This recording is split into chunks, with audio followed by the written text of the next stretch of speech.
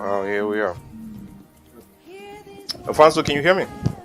Yes, loud and clear. Yes, yes, I hear you. But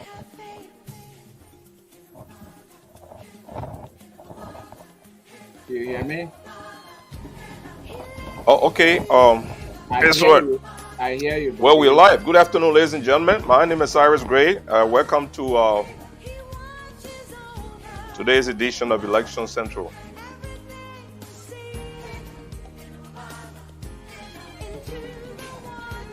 You can see I got a tech issue here, right? My man, you look younger. What happened? For me, I don't know. I didn't do any Okay, Botox or anything. today's promising to be a good day. We have a list of activities we're going to be following today. As we promised, we're going to start with our pre-show, and our pre-show is going to deal with trending issues in Liberia today. And then we'll get into the main show on the hour. It's going to be divided into three segments. The first segment is going to deal with an issue that was raised in the week about a young small soldier with Senator Prince Johnson in 1990. There were insinuations that this young soldier may be the same as Jeremiah Kuhn.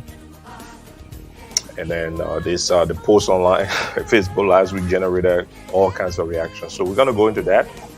A journalist from Liberia committed to assist us with the identity of that kid. We'll talk about it. And then we'll discuss, we'll give an opportunity to one of Liberia's proudest sons, the human rights advocate, President of Tolikria. We'll see a little bit about him and give him a chance to talk about some of the primary work that he has been doing for Liberia over the last few years. In our last segment, we're going to talk about the main theme of this show, decision making, good judgment as an imperative of good leadership. So, welcome to Election Central. I will hand you over to Alfonso for the next few minutes. We will begin to run a few things. He has something to talk about, I think, relative to the ambassador's departure from Liberia and some of the statements that he made. And then we'll get to also to the president's overview of his visit to Israel. So, over to you, Alfonso. Do you hear me? I'm not sure if you heard me earlier, time, so I'm not sure the public is hearing me. Sarah, do you hear me? So there might be a technical problem there. If you're not hearing me, then I'm not sure that the public is hearing me. Yeah, I hear you, but I'll be away for a minute. What do you want me to do? Okay, no. I was asking if you were hearing me. Because I can hear you. First talk, I wasn't sure. Okay, great. Great. Yeah, go ahead. Go ahead. I'll take it as well. All right, guys. So as Sarah said, welcome to the show. This show definitely promises to be an interesting conversation, very thought-provoking, very educational, and we're asking you to share the link and to participate in the conversation as well. You can text. At some point during the show, you also have an opportunity to call in. Again, this is a discussion on topical, critical issues affecting our country, and we ask you all to participate very vibrantly in this conversation. That's the essence of democracy, and that's really the purpose of this show, to get members of the public to actively engage. This is intended to give you a platform to do so. Mr. Gray did talk about a few points that we will be talking about today. One of the things we want to start with is the final press statement by the U.S. Ambassador McCarthy before he finally is scheduled to depart Liberia. He talked about a few things. Firstly, he started by expressing his apologies to the people in government of Liberia for using the word nonsense. And his apology was not because, and I want to make this clarification, he did not apologize because he felt that the word was not befitting. The use of the word nonsense was not befitting. He apologized because he understood later on that Liberians understand the word nonsense in a different context, as he and the American people, of course, the culture in which you grew in, which is America, understand the word nonsense. But he still insisted that what the people of Liberia, that what the leadership of Liberia did in that context still did not make sense. So it still is nonsense, but it probably would have chosen a different word. And it specifically said that he felt that the use of the word and the way Liberians spoke his kind of clouded his judgment. And so that was one of the reasons he wanted to pull that word nonsense back. But it still emphasized that what happened at Prince Johnson's church, basically where political leaders um, authorized to send a group of people to go and disrupt the church service, was in violation of an agreement that is signed. It was wrong because it will also set the foundation, the platform for electoral violence in the country, and it will undermine the peace of the country. So he was still upset about it, and that he held those people should be held to their words, basically. So if you sign an agreement, then you have an obligation to uphold that agreement. Um, the other thing he pointed out, which I think was really critical, is the issue of how much money is being appropriated to the national legislature, vis-a-vis how much money is appropriated to really the functioning of the government to the people, the Liberian people, whose resources really produce that money or whose taxes produce that money. One of the things the ambassador, Franco, could you give me a second? Let me introduce or let me bring into the discussion of the Reverend Tolly Kriya, and then you will continue. We're gonna absolutely, go into a little more detail about him later on, but I wanted him to join the pre-show just in case he wanted to chime in the discussion. So, Reverend Kriya, welcome. Thank you very much. Okay, we're gonna talk a little more about who Reverend Kriya is, the work he's doing, but he has a presence with us today. So I go back to Franco. Keep on your ambassador. So the ambassador is leaving now, right? That was his last statement. yes, that was his last statement. Okay. And one of the important things he said, which I myself have been doing a lot of commentary on, is it has to do with the national legislature. So, how much money is being appropriated, or that the legislature has appropriated it to itself, of course, with the acquiescence of the executive branch of government, which is that the national legislature in the 2022 budget appropriated and spent, not just appropriated, but spent $90.8 million. He has said 65 million in the earlier Yes, statement. exactly.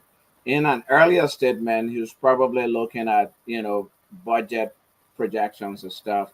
But the $90.8 million is actually a financial reporting from the Ministry of Finance and Development Planning. So it's actually money that has now been spent.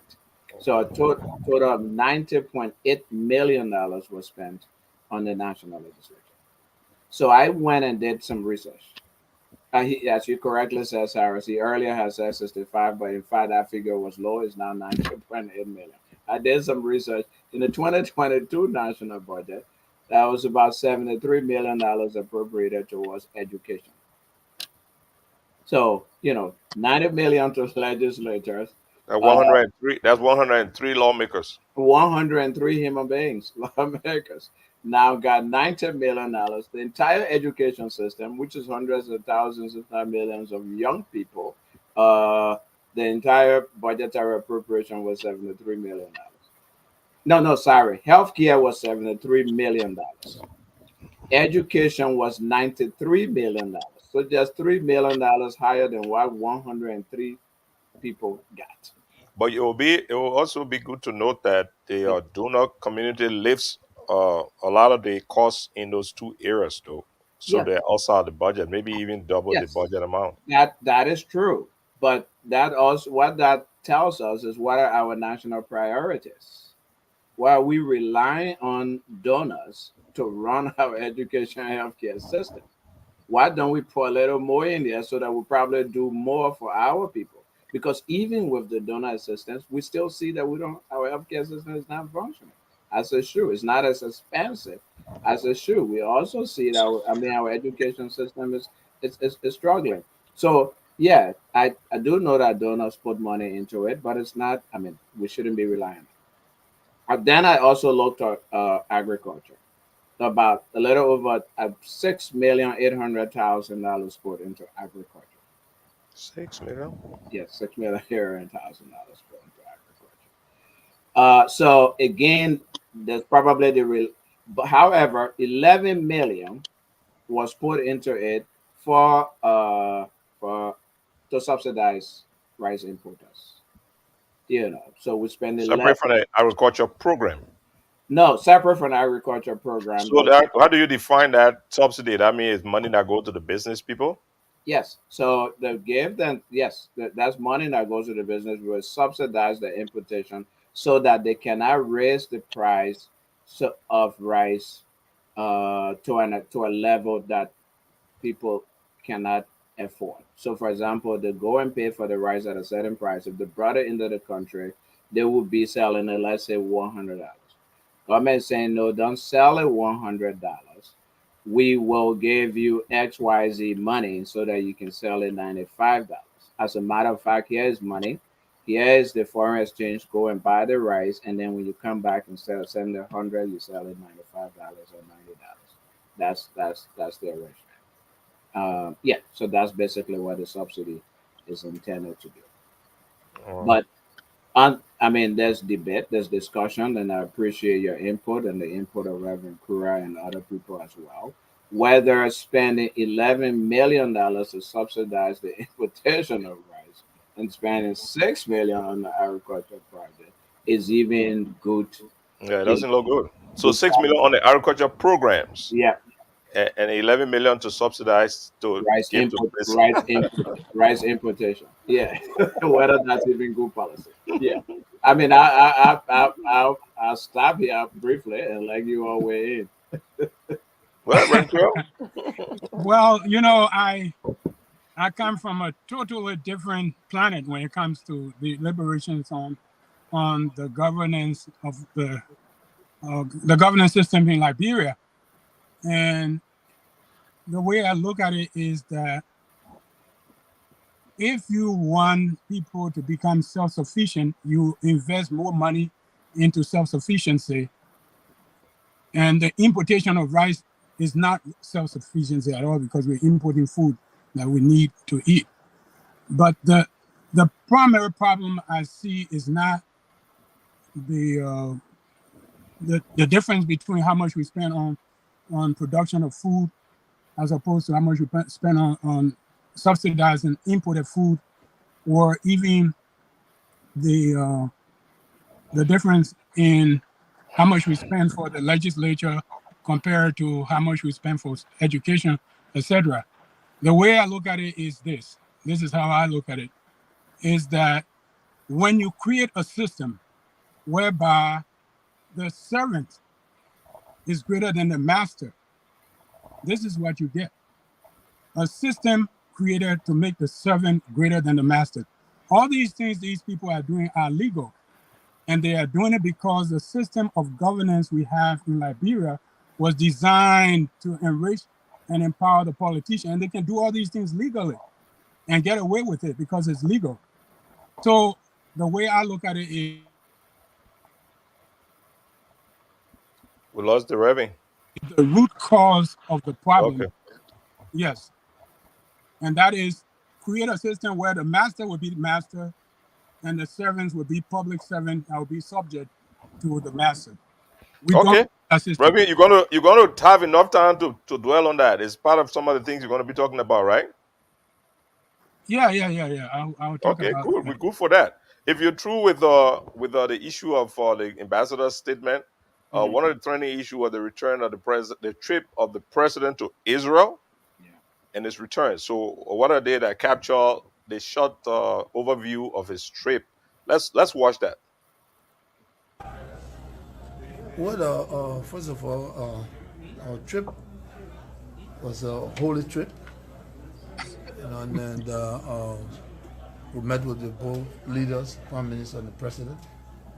And, to foster cooperation, to work together for sustainable development. And of course, we have friends, Natalia and I, and then I'm glad to see him back in his position. And then we'll talk about how we can help Liberia to be self-sustained. That's important. And of course, we then had our friendly visit to all of the sites, the holy sites. You know, we believe in the doctrine of Christianity, so we want to pray for our country, pray for the peace of our country, and pray for our children and our friends and family. So it was a good trip. Okay. Welcome back, Mr. President. My name is Vasta Talu, and I work with ELBC Radio. Can you tell us about the trip made to Guinea-Bissau and how was it like? It was good. It was good. Our usual summit, we went to the ECOWAS summit, and of course, President Abado was turning over, and then he finally turned over to Tinubu. We applauded him, and we showed him respect as a tenure. Now Tinubu is the next chair for the ECOWAS community. And we will work with him to make sure that ECOWAS becomes a very good community.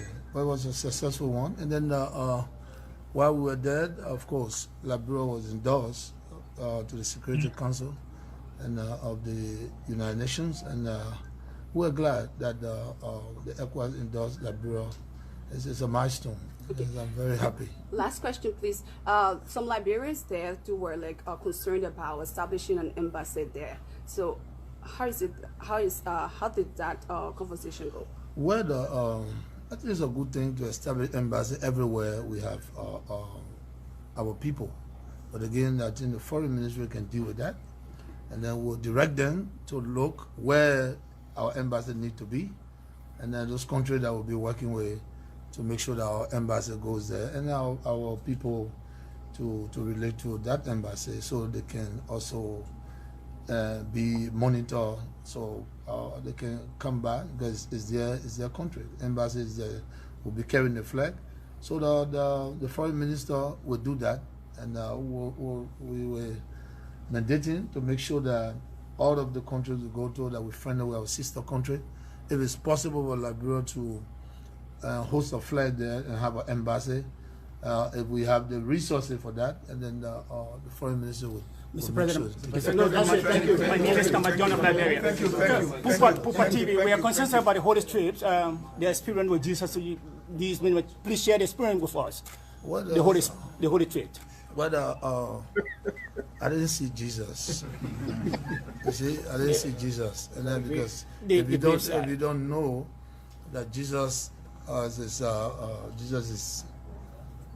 on Calvary, he died, and then but we went to a holy site where we believe that Jesus was laid, and then we went to his tomb according to history, and the tour guide that took us there, a lot of things he said to us. So we just follow the doctrine, and we want to understand who was the Jesus. But it's real, and that's why we wanted to pray. Because this is not my first time. So let us not see that it's the first time I'm going to Israel. When I was a senator of Moserado County, I went to Israel. When I became president, I went back there. This is maybe my third time. You know, I believe in the doctrine. It's a holy ground. You know, everybody go there to pray. Muslim, Christian, you just Jews and what have you. I have the opportunity to go there to pray. I wish you had the time to go there to pray. Thank you for sharing that. When you get there, I have nothing with your question. This is Pupa TV. So when you get there, you know, it's how you feel and what you want to do. So they talk about the holy ground. They talk about the Jordan River and what have you. I had the opportunity to go to the Jordan River to pray for my kids, my family, and how to call it. We went to the Dead Sea. And I went there, and I swam in the Dead Sea, and I'm clean. And then I just hope that will be I'll continue my regimen. It's important that I believe in God already, so I pray, and I know that He will sustain me. And there was also a boost. You know, while other people go in the shrines, taking shower in the shrine, I was at the holy ground praying for our country. Because I don't do the things that other people do. Right. So I went to the real God, you know, and let me share one fun with you. You know? Want to let's do it. Yeah. When we were about to swim, and then everybody was looking, getting the water, because it's a strange place. And then somebody said, "Oh, I'll go," and they asked my wife, "How'd you come into the Dead Sea?"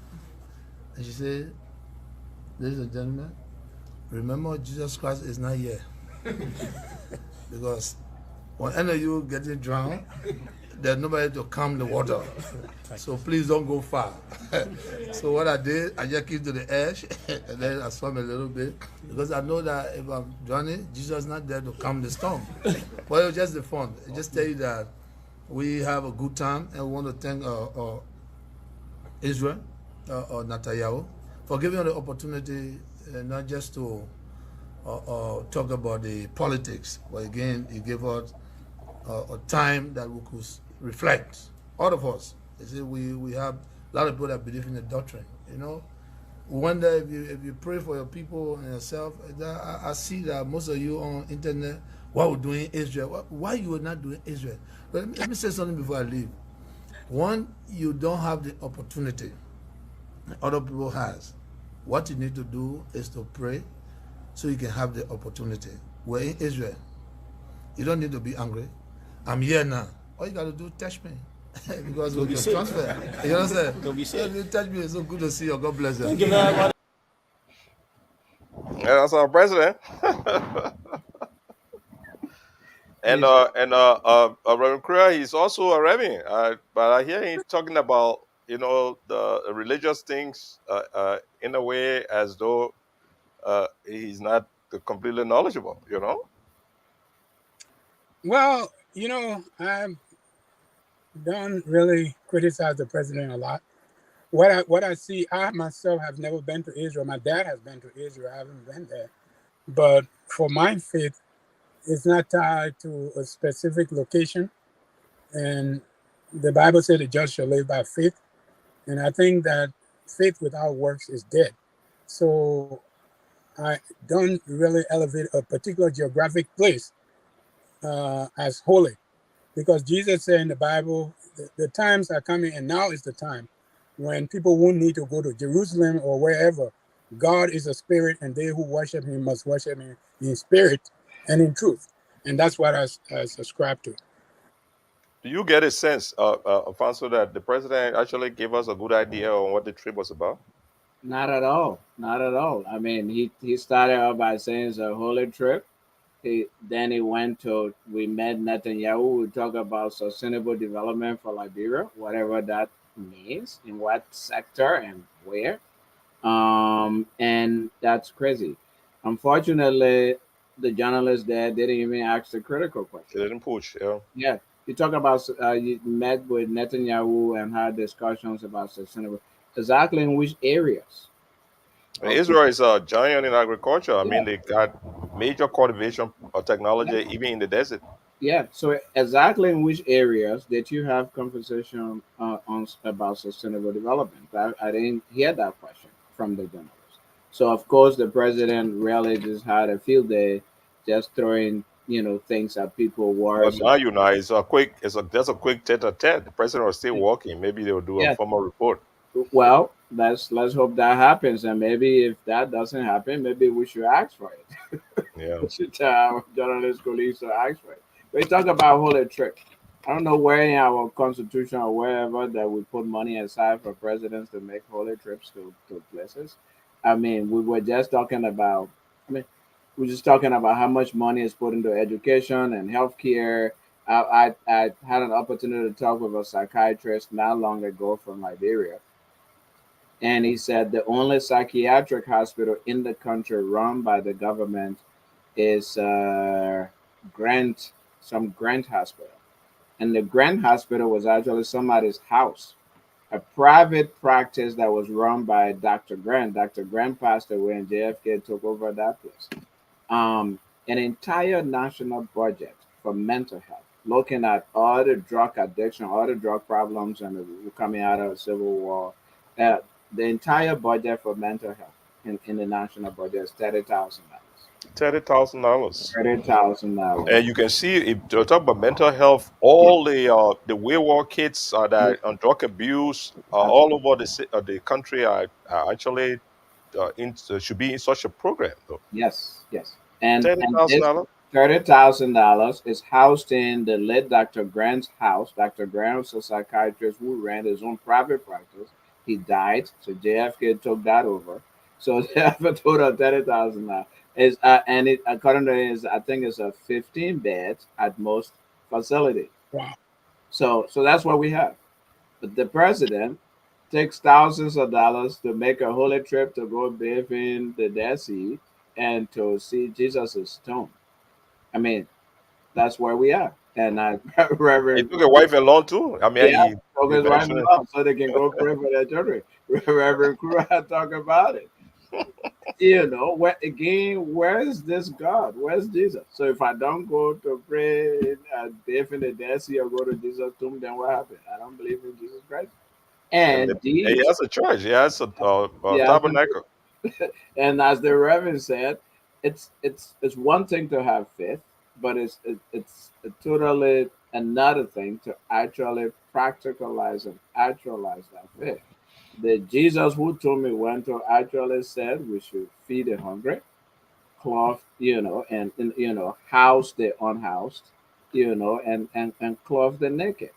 You can't leave the people hungry without clothes and without housing and make a trip to go pray. What's the difference between what the Pharisees and the Sadducees were doing? But Yeah, I'm not a reverend, so let me stop. yeah, you really getting there. Let me not we go don't in we dangerous don't water. ask Yeah. we don't ask too much of our leaders. So we got just a minute or two on our pre-show. I thought probably we need to mention the closing of the Spoon Network in Monrovia. I know there's a lot of commentary about it, but it says the court ordered them closed because there were issues before the court that they didn't attend to. That some private citizen accused them of libel or Wilma Smith, but they to a large extent the government has been blamed for supposedly hamstringing the press. What you got to say about that? You follow that? So I followed that to some extent. So Wilma Smith was this former deputy of Legis, the whatever Legis is, who when he was serving as deputy director of Legis was accused by the Liberia Anti-Corruption Commission of corruption. So in the run up to the census, Legis was given some money to purchase equipment and prepare for census. And according to the Liberia Anti-Corruption Commission, Mr. Wilmer Smith and others at Legis basically stole a lot of the money. So and they went and bought used laptops and stuff and inflated the prices. They didn't get the equipment and ate a good bit of the money, basically. Oh. So after the investigation, the then executive director of Anti-Corruption Commission had a press conference and announced their names and said that they were going to be prosecuted. Spoon TV and other media institutions then reported on the case, referring to them as corrupt officials. My understanding is that Wilma Smith sued Spoon TV, and and then of course Spoon got closed. When Spoon was closed, I tried to investigate, and what I found out is that they're saying Spoon did not report to court, and so the judge rendered judgment by They default. did not respond to the court orders. Did not respond to the court orders. Okay, there's a lot of things in the mix here. Um, One, did the court actually serve and serve the warrant or serve the order? If so, on whom was it served? I heard one of the young journalists who was on air that morning when Spoon was closed that the communication that was seen at Spoon was addressed to Stanton Witherspoon. Stanton Witherspoon, A, does not live in America, Liberia. B, Stanton Witherspoon is no longer the CEO of Spoon Network. So that's so perhaps that's the reason why they didn't get the response. I'm aware that Spoon has lawyers in Liberia who could have responded. Yeah. Yeah. Apparently, again, they didn't get the service. So again, we have to ask the court whether they actually served the writ, and if they served it, on whom was it served. That's important. Critically important as well is when was this ruling, when was this court ruling passed? Default judgment passed. They're willing to shut down the. No, the ruling against Spoon, that Spoon is guilty because they didn't show up in court or they didn't respond to the.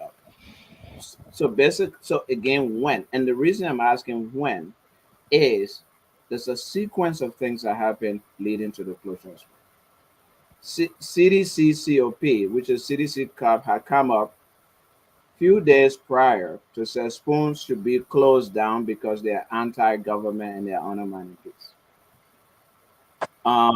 City Mayor Koji also made a similar statement. And his argument was Spoon reported Jerome Verdier's statement that he and this other guy were the ones that murdered Charlotte Musu, in former Chief Justice. And Spoon did not apologize and nothing happened. Therefore, Spoon was undermining peace and Spoon need to be closed out. So all of these developments happened. And then again, Spoon reported about the Israeli trip by the president and also reported that 7 Israelis had come into the country, brought into the country by the CDC government to help them with the election process. It was a day after that report that Spoon was closed. So all of these put together create suspicion as to why Spoon was actually closed. But also, the lawsuit for libel against a media institution is a civil. It's a civil litigation. Absolutely. Yeah, Are they suggesting that the judge reached a conclusion that if Spoon was found liable and their business should close? absolutely. I thought you were out of put a civil damage Exactly. on them to pay something or not, As or is there was there really a verdict, or the court actually closed them down to compel them to show up? so again, the details there are a little sketchy. What I've heard Let, from let, yeah, yeah, let's check it out. yeah, I'll check it out. What I've heard is that the judge said that there was a default judgment, and so if even you're right though, it's a civil case, so people can't go to jail. People, you know, that You guy find said, them or you something. I mean, find for you to come to the place to close yeah. them down is the way at the end of the stuff. If they did If not, they refuse to pay, yeah, yeah, it's a debt. So then you set a payment arrangement or whatever. You don't go and close four, five, for six media. closing your media institution down, even if that media institution seem to be critical of government and during the election time, is a bad optic anyway. It doesn't look good, Yes, yeah, whether it's the judge that's doing it or not. Yeah, what I have to say about that is that um, the company is not an individual, and if even if the company is wrong for libel, like you said, they need to have a fine imposed. But shutting a place of business down should not be. It should be only done in case there is a threat to life, Yeah. and something. But what I think is that the government, there is a perception in Liberia among the political elites and politicians that the government is the boss and they can do pretty much whatever they see fit to protect themselves or to protect the interest that they believe is the interest of the common good. And it goes, I don't know too much about that particular Spoon thing. I'm even surprised they were close. But I think that with a default judgment, you can vacate default judgment. You can go back to court and vacate and give reasons why you were not properly served and stuff like that. It's a slippery stroke. Apart from that, if Spoon is a corporation in Liberia, the corporation is required to have a registered agent.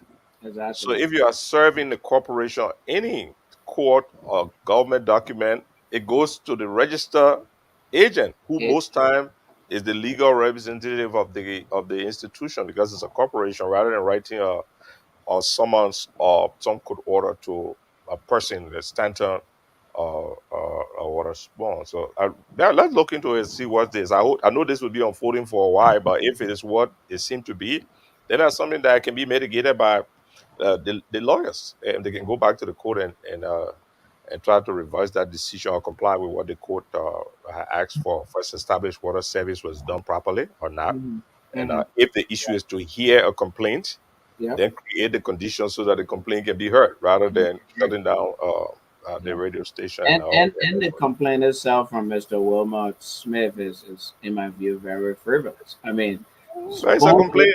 It has to be heard. Yeah, no, it should be heard. But hey, you were accused. Spoon didn't make up the story. You were accused by a government agency of being a corrupt official, and they said they will prosecute you. So Daily Observer reported on it. Front Page Africa reported on it. Spoon reported. I wonder he sued all of those people, or I did just targeting Spoon because of his reach and expansion over the country. So again, that's another question. That okay, guys, we've got 7 minutes into our main show period. So thanks for watching the pre-show. Again, this is Election Central. We have today as our panelist, Reverend Tolikura.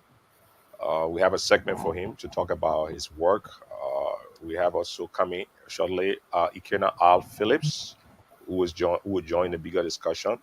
And as I said earlier, the program is divided into 3 portions. The first, we're going to deal with an issue that was raised last week and had all kinds of conversation on Facebook and left the impression that nobody can ask a question. So we'll take a short break, and we'll be back, and we'll go right into that.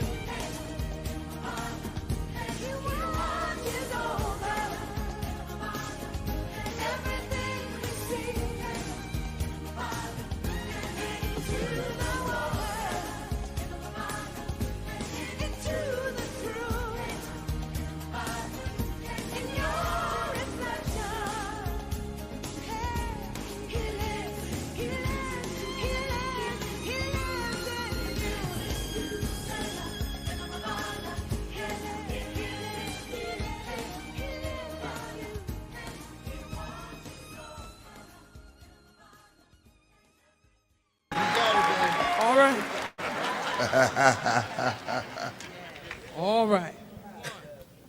2, not too fast. 1, 2, 3, and.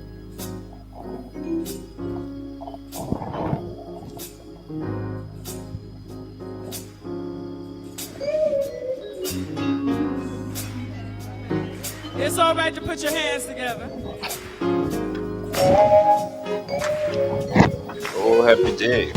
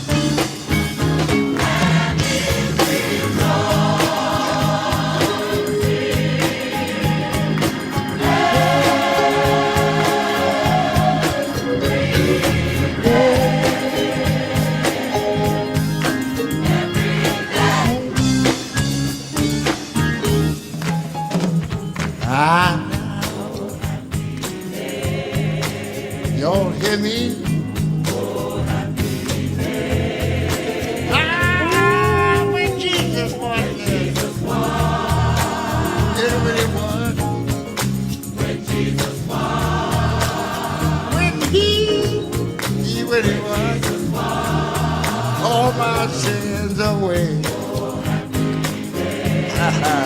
Oh, happy day.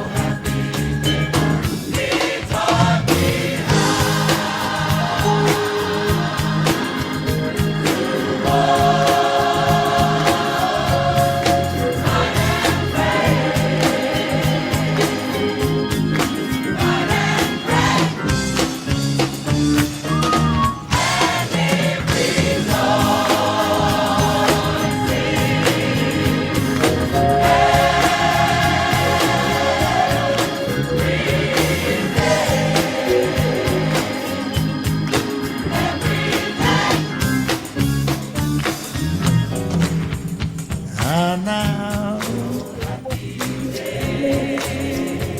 I'm telling you all.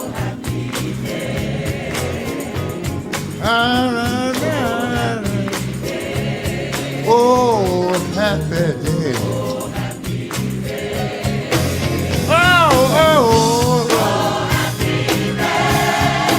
Oh, happy day.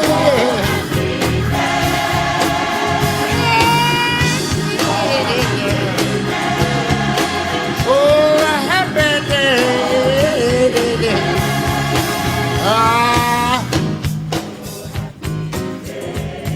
I like that myself. You know when Jesus washed. Oh, when he washed everybody was. When he washed all my trouble away. Yeah. Y'all hear me talking to you? Oh, happy days.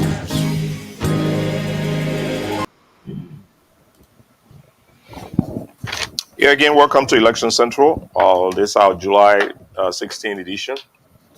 As I said earlier, the main show today is divided into 3 segments. So this is the first segment. Over the week, and the idea of this segment is to have a discussion about politics and our tolerance for different views and our understanding also of the necessity to hold people seeking public office to some account, to understand them, to be able to quiz them, question them, to increase the likelihood that we will have somebody who will be suitable for the job and serve the interests of the people. I pick up something from Reverend Kura when he was here earlier, and he said for him, the biggest problem we have in our society is that those who should be servants turn out to be those who are the leaders rather than leaders being the servants, because leaders technically mean the people who hire the public officials, mainly through elections, like as will be in the case in October.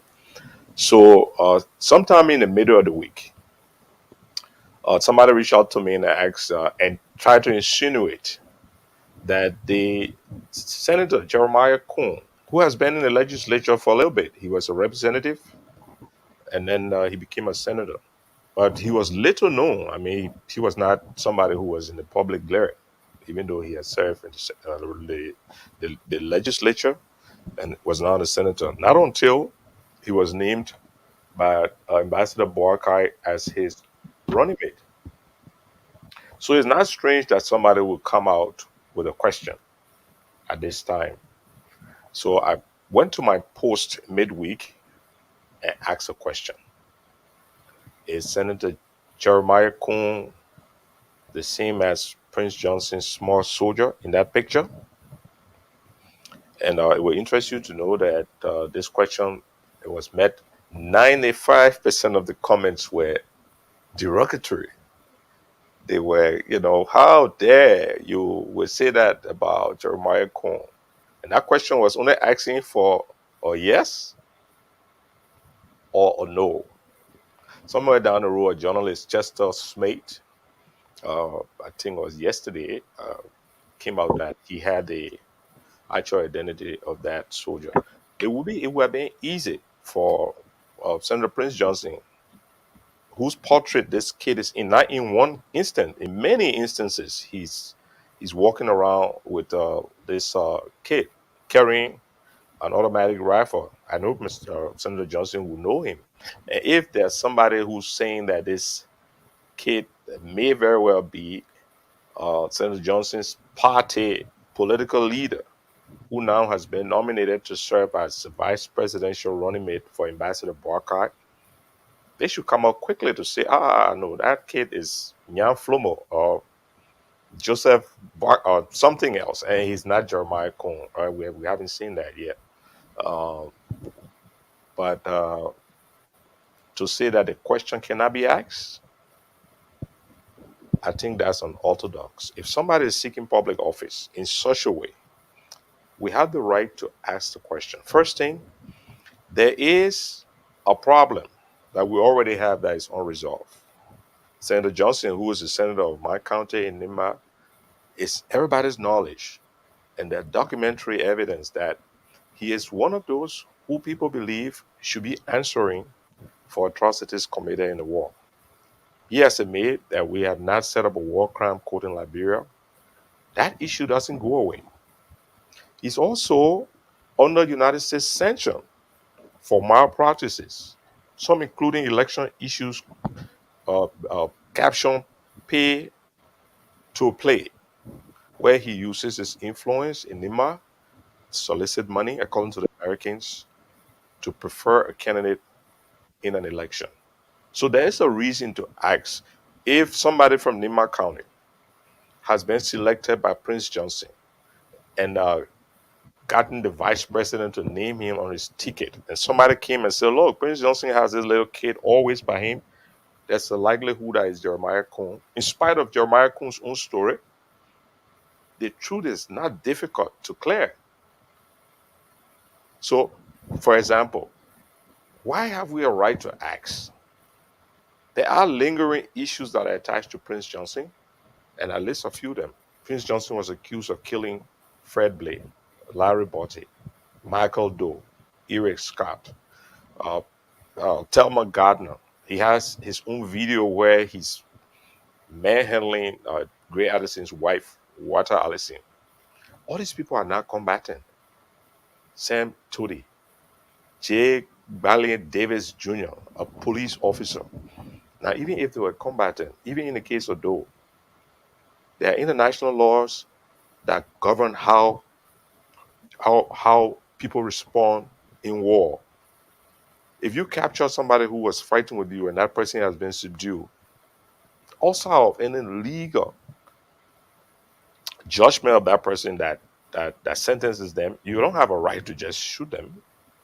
So these things are lingering. And while they are lingering, we are getting towards election where it appears that Prince Johnson, who is held in suspect, may be a major factor in deciding the presidency. If somebody come and say one of Prince Johnson's kid is Jeremiah Cohn, I think it beholds Prince Johnson. And also the young Jeremiah Cohn, who I've admired, to clearly come out and say, hell no, that's not me. And maybe get to his boss, Prince Johnson, and say, who's that kid? Because these guys trying to do something crazy, and get the name and identity of that kid so we get it off the table. But that has not been the case. So I thought we should bring this to discuss what is the level of tolerance that we should have when we are discussing. Can somebody ask this question? I'll throw that to you, Alfonso. Can somebody ask this question if they have reason to believe this? So a few things here. I did see that question and I did respond. You're aware that I responded to it. And I will repeat that response. In addition to that, definitely, I will preface my response by saying we do have definitely the right to ask questions and ask questions of people who want to be our leaders or who are our leaders to tell us, their past, about things they've done, and hold them accountable for their past, either in deed or in actions. Having said so, though, I will say that first of all, children, based on international human rights law, children who were used in conflicts, either as fighters or as couriers or as bombers, those kinds of things, as cooks or whatever, are themselves victims of the adults who use them, who arm them and use them into fighting, into conflict. So we need to be a little careful not to victimize them a second time or even more. Because when we go after, as I did my little research, I mean, my background, I was involved in human rights in Liberia during the war, where we reported on a regular basis on the use of children being wrong. We collected some information. There's more than 10,000 to maybe 20,000 children were used in armed conflict in Liberia, which was wrong, which is against international human rights law. And but those children themselves, because they're children, because they're underage, and Liberian law says so as well, should not and cannot be held accountable for whatever they did because they were not conscious at the time. They had So, only Alfonso in this case is not trying to hold a child accountable. yeah, but no, no, it's not holding them accountable by taking them to court or whatever. Is holding them accountable in a sense. In fact, accountable might not be the right word here. Is re-victimizing them. That's the phrase I would use. So Re-victim. by that logic, you're saying that Mm. if there is a grown person today Yep. in the political space who was a child soldier, Yep. even though to no fault of his own, Hmm. uh, is wrong and unorthodox to give public knowledge to that fact that that person was a child soldier? So for several reasons. So Is that answer yes? no, no. So I'm coming. So definitely, it also depends on. So again, let's look at the context, the background that you gave. We should ask people who want to be our leaders what they were involved in the past, correct? So let's Correct. assume that was Jeremiah Kuhn or that was Alexander Cummings, who Mhm. was as a child was involved in the war and was holding a gun. How does that then impact his leadership, or how would that impact our decision to make him or her a leader? Shouldn't it? It should not. It should not because he's a victim. She is a victim. If we do, then we're holding them responsible and accountable, which international law and even Liberian law Well, prevents. Alfonso, when people go to vote, people Mhm. make decisions when they are voting Yeah, based on all kinds of indicators that are now legal.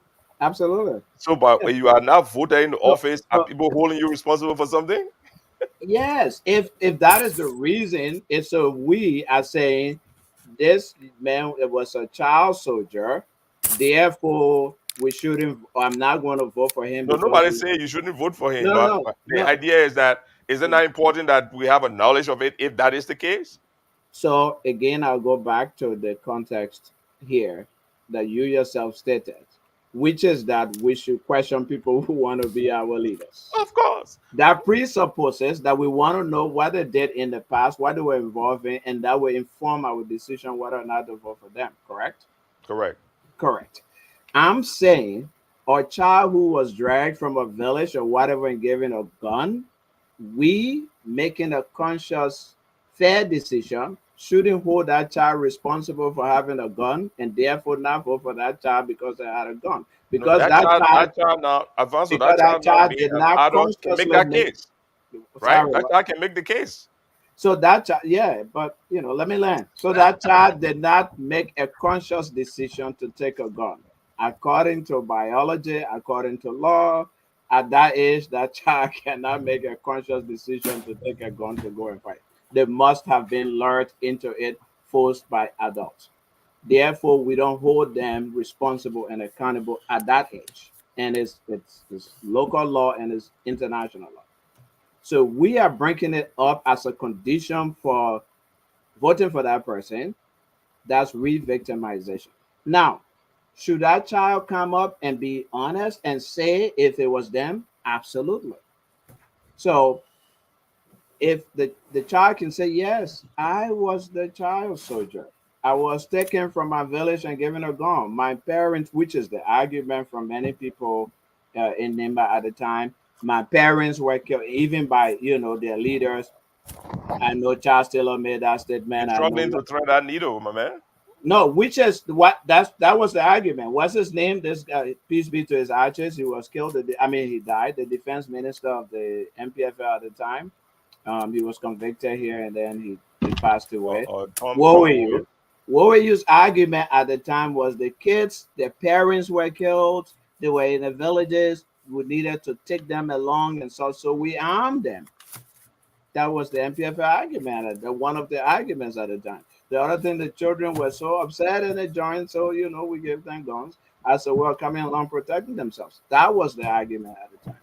I would hesitate though to hold those kids accountable for holding guns because biology says and law says they could not have made that decision consciously. I think it's also is our responsibility while we want to ask that question to also do a little bit of our own investigation. So Mr. What's his name? Jeremiah Kuhn said he was in Grand Bassa selling fish at the time. Mm-hmm. Is that true? Are there people who knew him in Grand Bassa at the time that we could have asked to find out whether He that did story was? mention names of people, Yes. Batu Taylor and He mentioned exactly. He many of whom mentioned names of people who saw him selling fish. He mentioned they are dead. he mentioned the Ghanaian man who boat he said he was sleeping in. He mentioned name of his aunt who he was living with, whose house he left to go to the Ghana man boat. So again, it's our responsibility to do our own due diligence at least, do our investigation also. So while we want Prince Johnson and this young man to come and other people to come, I think we should also have done our own little bit of investigation to find out whether the story he told about being Buchanan at the time is true and match it against this allegation of maybe he's the kid holding it. It's not an allegation, it's an inquiry. Don't you think the query itself will help to generate answers that could either vindicate him or prove the point? It could, but it could also, again, it's public perception. So if I came today and said, uh, oh, I is the rapist who raped, and I'm sorry, the person who raped somebody in Texas in this town yesterday, it it looks like Cyrus Gray. Mm-hmm. What you do? You're gonna send me to the. Is You're it gonna send is me to it the. You're gonna send me to the radio myself to explain. is it Cyrus Gray? Then when you're saying Cyrus is now, I should put the responsibility on you now to come and exonerate yourself. You might do that. You might come and say, no, it's not me. But there are people who've already run with it and say, oh, it's probably Cyrus Gray. So that's why we need to be careful how we throw things out there. Definitely, we should ask questions, but A, we should be mindful of the type of questions we ask, and two, we should also do due diligence. It's basically Okay. We got Mr. Akina Phillips in the house. He's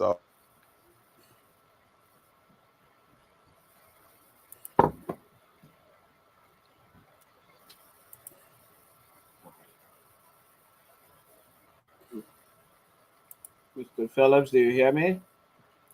Yeah, I can hear you. I'm for some reason. Cyrus was frozen. Okay. Yeah, okay. So yeah, for since I some have you, let reason me there was a. hold you. I'm frozen. I'm free now. I'll give you a minute. But based on what you were saying, Alfonso, we're in a political environment. I thought to take an example because in the back and forth on Facebook, somebody raised an issue. They sent me a tape of Alexander Cummings that they interpreted as making a confession that he was a gay. Mm-hmm. So now we're talking about an adult. So maybe by your logic, it's fine for somebody to say that, right? So let's listen to that tape and let's also listen to the thousands of responses that have come after the tape. And then I will bring Reverend Kruger in also, and then we can have a discussion about But how do we ask questions or what do we say about public officials in such a way as not to smell them, even if we want to ask a question. So by the way, I want to clarify that no, it's not right. By my logic, that's not what I was arguing. But yes, go ahead. This stuff doesn't seem to be clear. Can you hear it? I'm going to start it over. From a Christian perspective.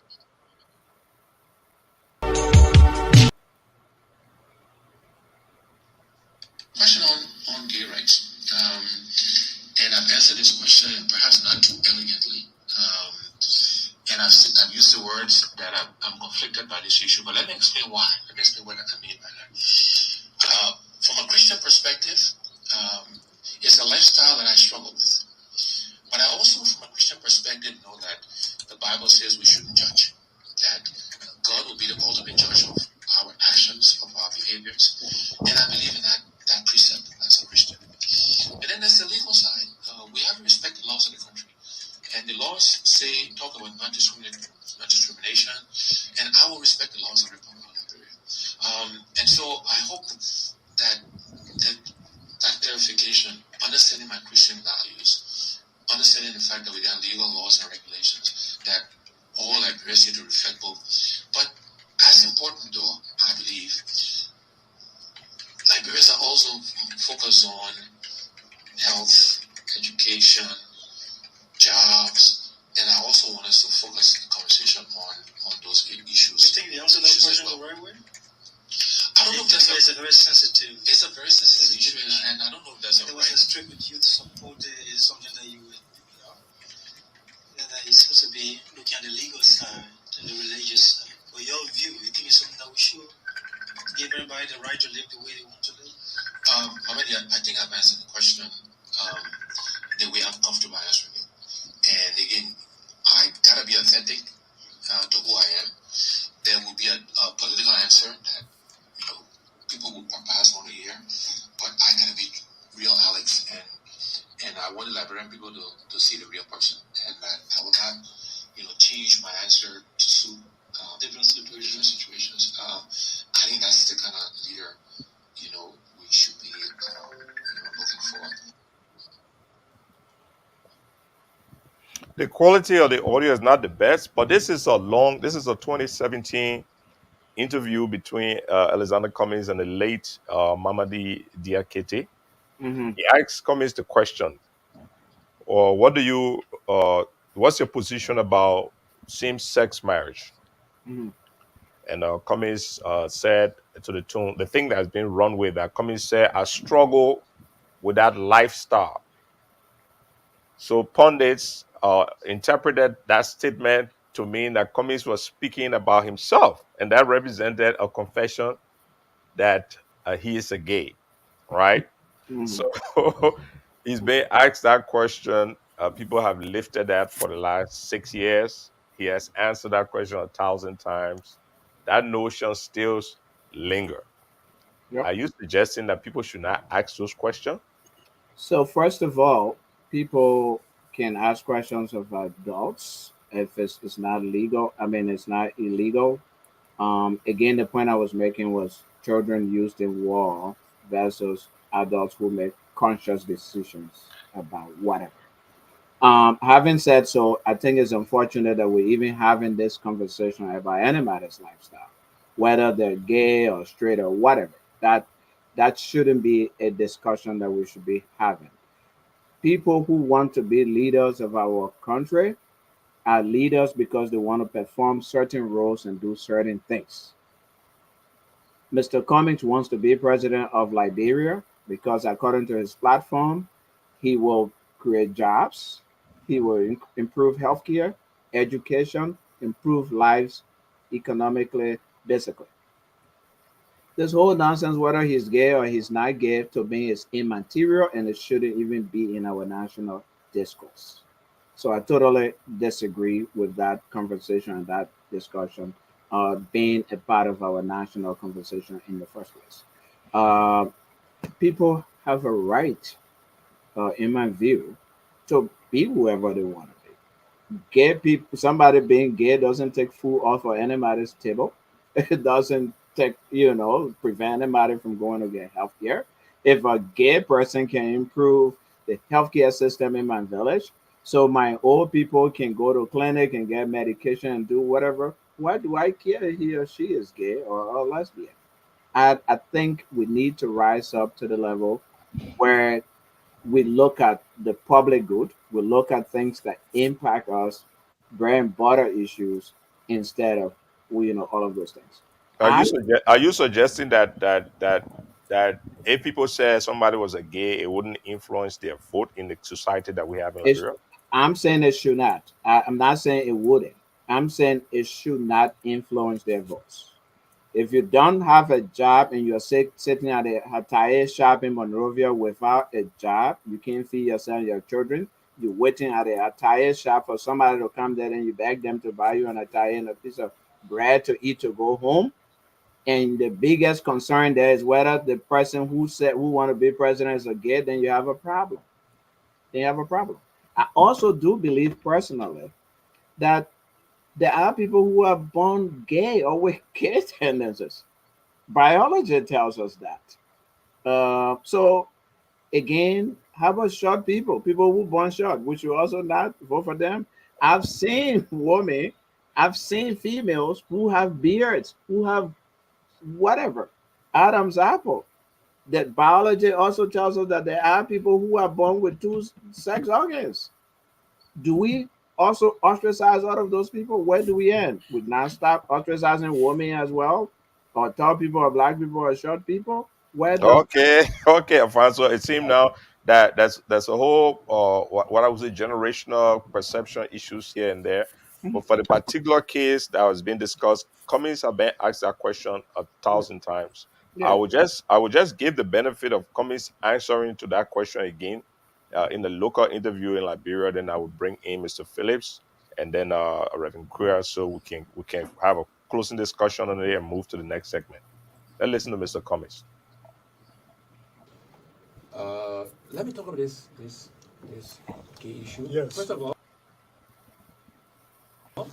As raised by Pastor Fatoma. yeah, I don't think Pastor Fatama listened to the full interview. Can you raise the volume, or is it me? It's running, right? Or maybe raise Because there my was no volume. ambition. Wasn't hearing it. So I challenge you.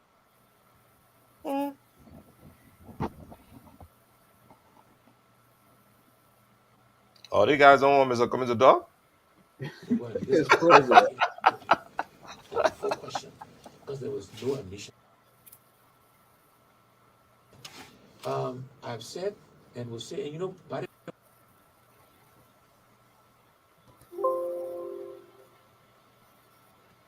the way, this government have nothing they can, they can't say I'm corrupt, because I'm not. They can't say I helped facilitate the war, because I didn't. They can't say I'm incompetent and inept, because I'm not. So they will find things to. No, but that on the government people. But the government, the CDC guys, they are perpetuating it. So it's not only them, but they are the ones perpetuating this myth. It is not true.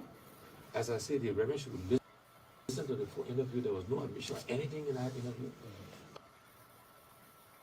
So let me do that. But it's not a lifestyle I support. I'm married, been married for 40 years, happily so, children, grandchildren. So it's completely bogus. Completely bogus.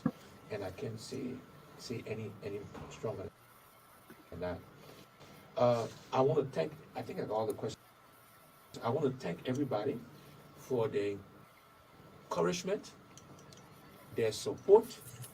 There were many of the callers,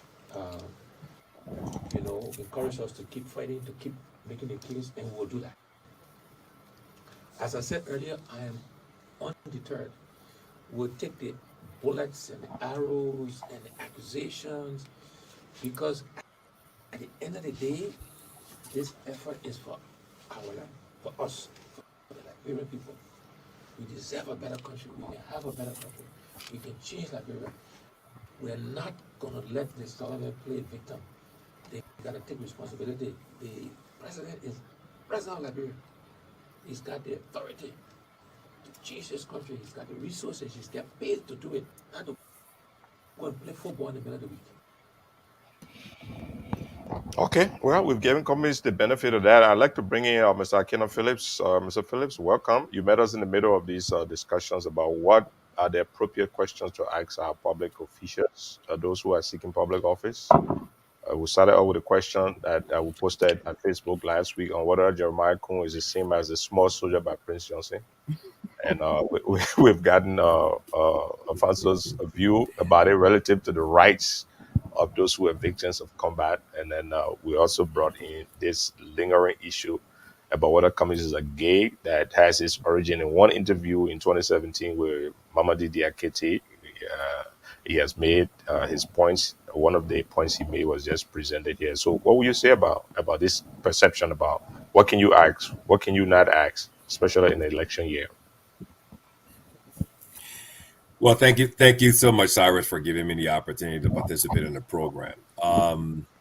And first and foremost, I want to say to Alfonso, his definition and explanation and going in depth on the issue of child soldiers is very, very critical, very, very important, because in as much as that person was a child and did not have the proper judgment or, at that age to make any, decisions in taking up a gun and going and doing A, B, C, and D, as Mr. Alfonso clearly and effectively articulated, the child soldiers cannot be held accountable for what they did as a child under the guise or direction of elders. Okay? Now, it does not take away from the fact that the child has now grown older. And then you can draw the line, correct me if I'm saying it right, Alfonso, to say, okay, when I was a child, these things were done. Now I'm old. And now, but it does not take away. And this is where I think Alfonso was making it, trying to expand on the fact that even though that now I'm older and I'm running for public office, there's nothing that stops the voting public from asking those questions. And this is where I think the challenge lies. Correct me if I'm right or wrong, Mr. Alfonso.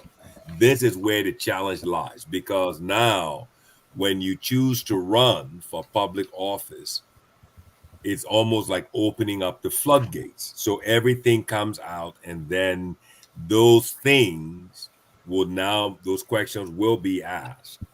And then people who are the voters will be asking, demanding answers.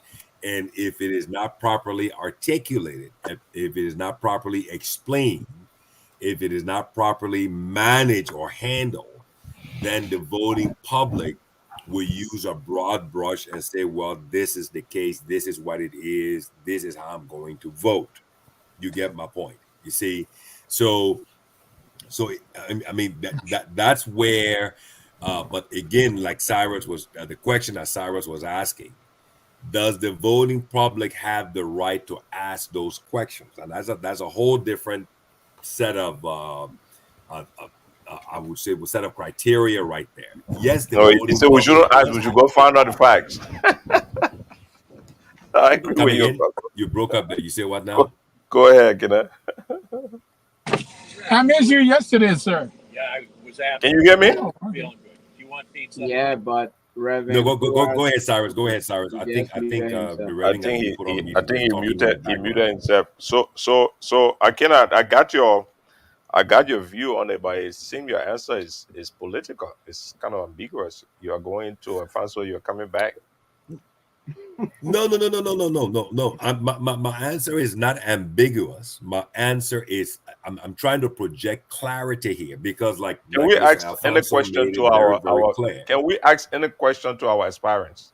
So yes, you can. Sorry. Yes, you can. Yes, you can. On that issue, yes, every voter has Alfonso's assertion is that question itself leaves a stigma. So well, sorry. Mm-hmm. Go ahead, Phillips. When you're done, let me finish, because what I was trying to convey to Cyrus, but Cyrus, I mean, as the radio host, he's doing a great job. He's playing the role of the devil's advocate, right? He wants to pin you down, yeah. No. The issue, no. I'm an engineer. If he tries to pin me down, he will get an electrical shock. So the fact here is this. Okay, so his lead-in question is: does the voting public of the Republic of Liberia have a legitimate right to ask any questions of those who have presented themselves on the stage to be asked those questions? The answer, without any doubt, is yes. Yes. Now, how that individual who has presented himself to run for public office, considering, knowing, understanding his own background, his own life experiences, you get my point, how he presents it, how he explains it, how he manages that entire process is going to have a very, very huge bearing on how the public that is asking the question will ultimately cast their ballots. This is my point. And to piggyback on that point, so Cyrus, I did not say that the voting public should not ask questions. The voting public definitely has a right to ask questions. What I'm saying is, we as commentators, as leaders, should be careful how we ask questions, what kind of questions we ask, and how we frame those questions. And also saying that as opinion leaders, that and public commentators also have a responsibility to do some due diligence so that we are not smearing people, so that we're not confusing the voting public, and etc. and etc. For example, any member of the voting public can ask any question, but a journalist doesn't have an absolute right to ask any question or to to assume and throw things out there about people. Why? Because the canons of journalism and the laws put a responsibility on that journalist to do an That's exactly investigation right. to find out facts. Yes. That's exactly right. I agree Yeah. with you, Mr. Alfonso. I Yeah. agree with you. So And let me just interject. Let me just buffer your point. Okay. Let me support your, I wouldn't say argument, but your point that you're making. I think this is where in our nation, in our community, in our society, in Liberia, this is where I think, as we would say in the US, the gray area lies. Okay. People have to understand that in journalism, there are responsibilities, obligations, ethics, criteria, and liability. All of those things are the parameters that serve that institution or career path or of journalism. You have to operate within those parameters. You have responsibility, you have liability, you have an obligation to the public to seek the good, in as much as you're bringing out something that will affect the public, be it positive or negative. But you have to do it within those parameters, you see. So you can't just do it. In the US, we have a saying: you cannot go into a crowded movie theater and scream fire, because the end result is going to be people rushing and fighting to get out, and people ultimately get hurt. And this is the same situation here. You cannot just come in the open public, ask an irresponsible question, knowing why you're asking that question to sow seeds of mistrust or to tarnish somebody's character and destroy somebody's reputation, especially when we have a voting public that does not have the level of understanding or knowledge to truly, as you said, Mr. Alfonso, do the proper research, background information, what and whatnot on the information that's being presented. Okay, I cannot. There are a lot of things I take from your statement, though. I get the main point, but you're saying that the public uh, uh, is not mature enough to be able to make the determination. Yes, I And, mean, and before you answer ultimately, that, do you consider me a journalist, Alfonso? I'm not. I'm just a pundit. No, I said public. I mean, commentators in the public, um, journalists, You think my view has weight? opinion leaders, and the list goes on. We have that. Again, Cyrus, the point is, yes, I believe your view have weight. Your views have weight. But yes, they do. People listen to you. People listen to me. People listen to Brother Phillips and all of that. It's so that's why we have, and we know where our society stands. And I think Brother Phillips made that point. Our society is not as sophisticated to go and do any or do much of an investigation on their own. Or Sarah said it's true. Alfonso said it must be true. I heard it on radio. I saw it on Facebook. And the danger in that is look at the Cummings stuff. Cummings clearly said I struggle with the decision. There's a legal thing. There's whatever. People running with it, and say, oh, he gay and he's struggling with that lifestyle. That's Yeah. what. Then the same thing, we yeah. throw something out there. So we who understand or believe we understand have to be careful as well with what we put out there because the public is gullible and the public can run with things without doing much research and stuff. And I think that's what I've said, and I think that's what Brother And Phillips. those are good points. The points are well taken. The- But so for the record, the- we had a journalist. He's the editor of the Independent Pro by the name of Chester Smith. So Chester Smith reached out and said that that kid on the Prince Johnson's picture name is Jasalo Tagnisi. That he is not Jeremiah Cohn. That's the best he could offer, but at least that's an explanation. He said he was going to send the details about the kid, and the kid got missing in action, presumed dead, in one of Prince Johnson's campaigns in the 1990s.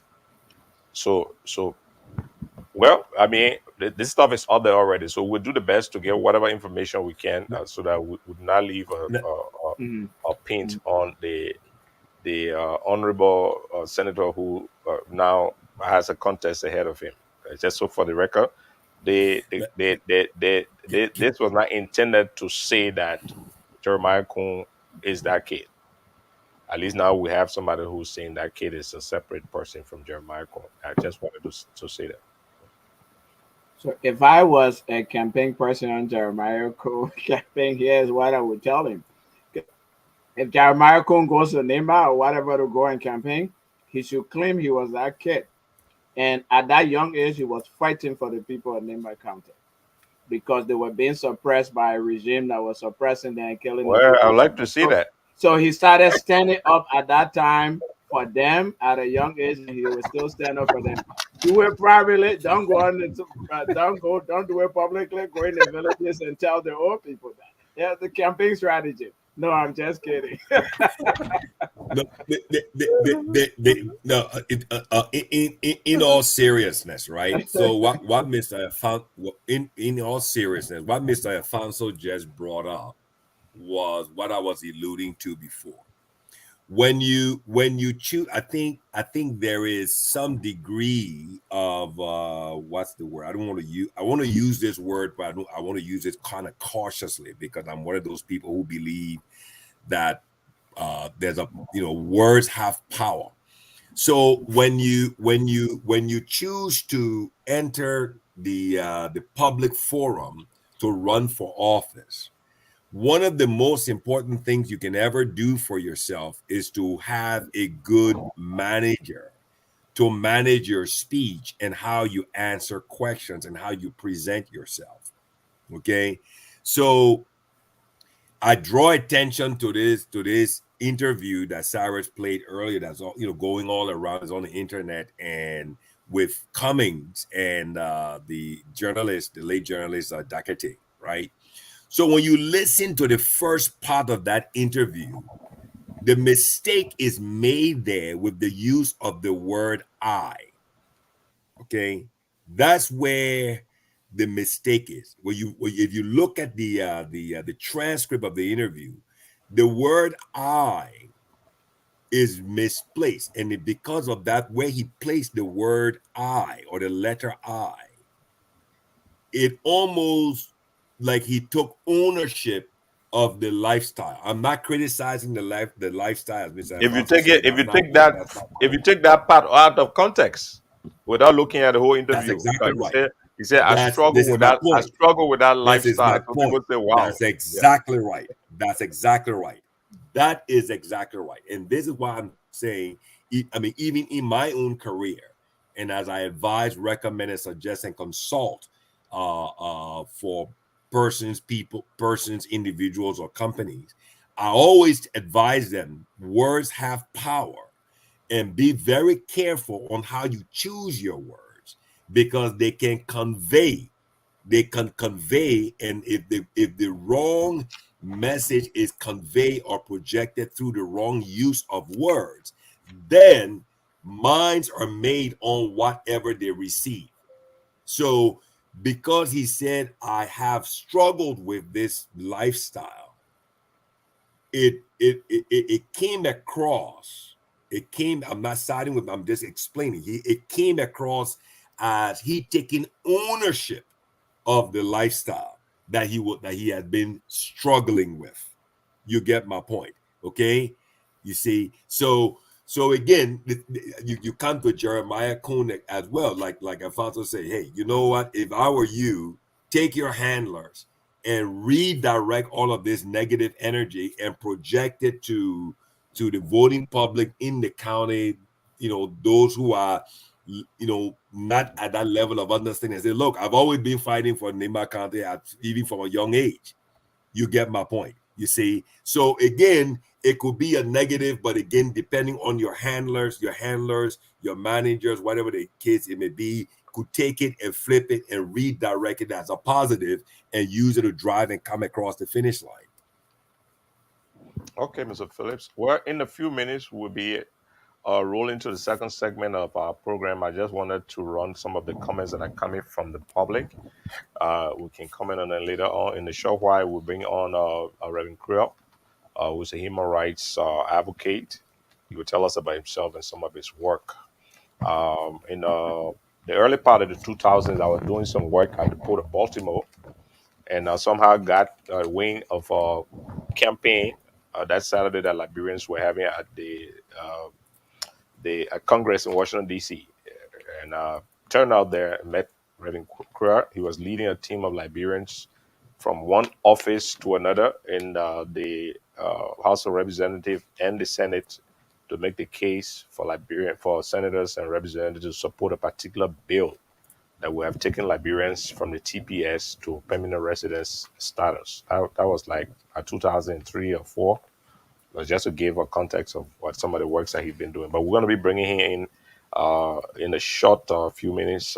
We'll just for the second take a break and probably just run a rendition. Like I said, we try every presentation to bring music or art from a Liberian artist. But this one is special. It's a national song done by Cici Bernard. Again, I like to attach myself to it. Cici Bernard and myself were singing on the choir. I couldn't, so every time I hear her voice, even though I don't have it, I think that at least something good came out of me.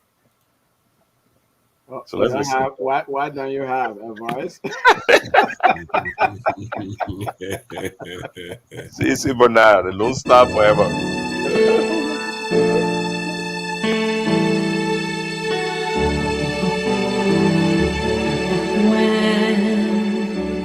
Freedom raised her glowing form on Mount Sorato's verdant height.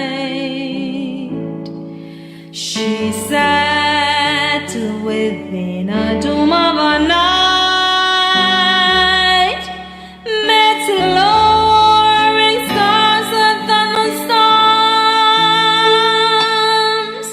the star of liberty, unceasing from the wicked one.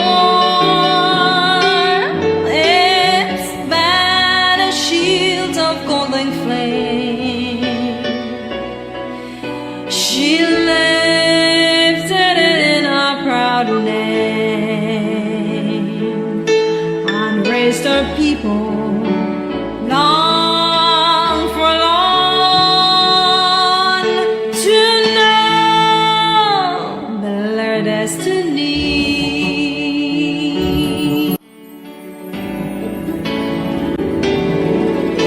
The Lone Star forever, the Lone Star forever, oh long may it soar over land and over seas, deserted none ever, uphold it forever, oh shout for the Lone Star banner.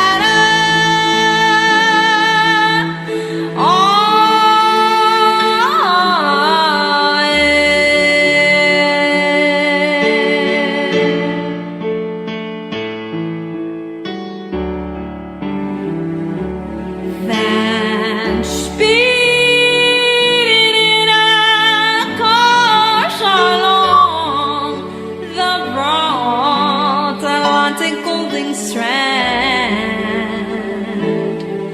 she walked river and through the land, and nations loud triumphant song, the song of liberty, and all Liberians all to spies. Well, she wide the Lone Star flag unfurled, proclaim to an expected world the birth of Africans, kings and queens. Well, the birth of liberty.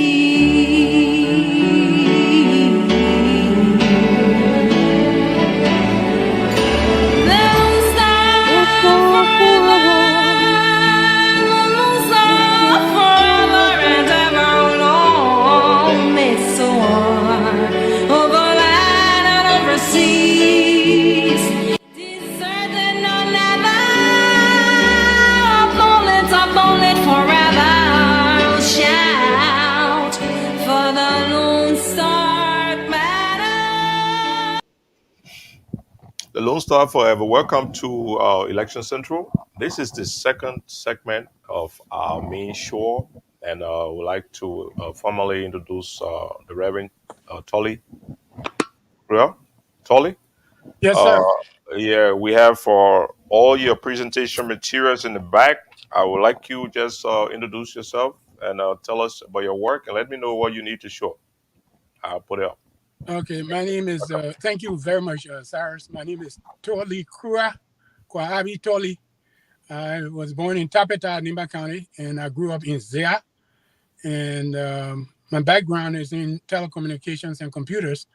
That's like 35 years ago, but since about 33 years ago or so, I made a transition from tech work to human rights work when I worked at the U.S. Embassy in Monrovia during the war in 1990. I made that transition because while I was working at the U.S. Embassy, I was brought in to the U.S. Embassy as a contractor with the State Department. At a time when the whole country was shut down, there was no more planes landing at Roberts Field. The government had shut down, all embassies were closed. There was no functioning government. There was no electricity, no water. Everything had been looted. And I lived in the U.S. Embassy and worked there. But while working there, I experienced something that changed the course of my life. There was a woman, a Liberian woman that came for visa one day when I was in the section that issues visa. I think I was probably the only Black person in there. And this woman was denied visa. A lot of people, the embassy never closed. A lot of people were coming for visa every day. They were constantly being denied. It was not, I didn't really pay particular attention to it, but this woman was denied visa and she asked why. And they told her, you won't come back if you went to the United States. And she said, oh no, I lived in the United States for over 20 years. I went to school, I went to graduate school, I got a place to live, but I came to this country because this is my home. And they said, ma'am, sorry. And she started to give evidence of what she was talking about, her degrees, her bank statement, in the United States, bank statement, Liberia, deed, and they said, stop giving us documents. And she wouldn't stop. She never raised her voice. Eventually, they said, next person, please. And she just kept pleading, we have no food. And they called security and dragged her from the window. And dragging her from the window was the beginning of the end of my work as a computer person. I asked the guy, what happened? He laughed. He said, you don't know these people. Liberians think they're Americans. And since this war, they all want to go to the United States, but we're not going to let them. Long story short, I asked him if I could get a visa to come to America. He said, you just came from America. No problem. You want to get a visa to go there? You don't have green card? I said, no. And he said, you want to go there? No problem. When you come to work tomorrow, bring your passport and fill in the application. The next day, I show up for work. I live in the embassy compound. I showed up for work. I brought my passport and filled out the application. And he said, are you Liberian? I said, yes. He said, don't you have green card? I said, I don't live in the United States. I came from there, but I don't live there. And he said, I'm so sorry. I'm so sorry. He took the passport, looked through it, and said, I can't even give you a visa either because, I said, because of what? He said, well, it was from that incident yesterday that you got angry, but we have an order here from the State Department. Don't give any visa to any Liberian. I said, that's not true. Let me read it. He said, it's a classified document. You are not authorized to read classified documents. Long story short, on November 28, 1990, he said, if you don't like the orders, file a complaint with the State Department. On November 28, 1990, I filed a complaint. I wrote a letter to the President, George Bush. I wrote a letter to the Congress, to the Senate, to the Chief Justice, and sent a copy to the State Department. And at that time, that was actually the beginning of the work that I've been doing. Fast forward, I came to the United States. God was able to bring me here to the United States. Akina, can you mute your mic? Can you mute your mic? Fast forward. Yeah, go ahead, Reverend. So God was able to open the way for me to come to the United States after I couldn't get a visa, after Liberians were banned from coming to the United States. I did come to the United States, and I started working on refugee resettlement for Liberians, and also this green card thing that you were just talking about. And that has been the life I've been living since that time. And then currently I'm working with a movement called the Free Liberia Movement to ensure that all Liberians have visa waiver to come to the United States for education, for employment, and business opportunity, consistent with the American Declaration of Independence and Liberian Constitution of 1824 that says all persons born in Liberia are entitled to all privileges enjoyed by citizens of the United States. That law is still enforced today. It was enforced in 1847 when Liberia declared independence in miscellaneous Article 1 of the 1847 Constitution. It is enforced today with Article 95 of the 1986 Constitution. And today what we are asking for is something that has already been given to so many countries. There are 516 sovereign nations, Native American nations, that don't require a visa to come to the United States. There are 5 territories controlled by the United States that don't require a visa to come to the United States. There are 40 countries, including enemies of the United States like Germany, Korea, and Japan, that have visa waiver to the United States. Most of the top opposition politicians in Liberia are American persons with green card, permanent residency, and or passport, as well as the First Lady of Liberia and the top opposition and ruling party politicians. What we are asking for is an end to this second-class and first-class citizenship that goes back to the founding of Liberia and continues today with someone like me, a diaspora Liberian, having privileges both in the United States and Liberia, but ordinary Liberians are denied at an alarming rate. Over 70% of people applying for visa are denied, and the embassy makes millions of dollars. So I'm going to stop it at that point. We have a strategy, and the strategy is the strategy for sustainable development. When we say visa waiver, we're not talking about people just leaving Liberia to come to the United States. We're talking about the gifts that God has given, the talents that God has given. Every human being is made in the image of God, but everyone has gifts and talent from God to advance their lives and be able to bring development to the world. Japan was developed by Japanese people. Korea was developed by Koreans. But in Liberia and most African countries, we have been deceived to believe that only politicians can bring development to the country. And so the politicians can have access to America, they can get advanced education, but our people are illiterate, they can't read and write, so they don't know what they want for themselves. That is not true. We want the same privileges to be given to Liberians that have been given to other people, like indigenous Americans who were here before the Declaration of Independence. So I think I'm going to just stop at that point. Well, we lost Reverend for a second. I hope he can come back. We got a whole slide that he's provided us, and I thought he will go through them. Okay, yeah, we can go one by Reverend, one. Okay, Reverend Kriya. So I'll move to the next page. You background. You like to talk about yourself a little, or you think you've done enough? Let me just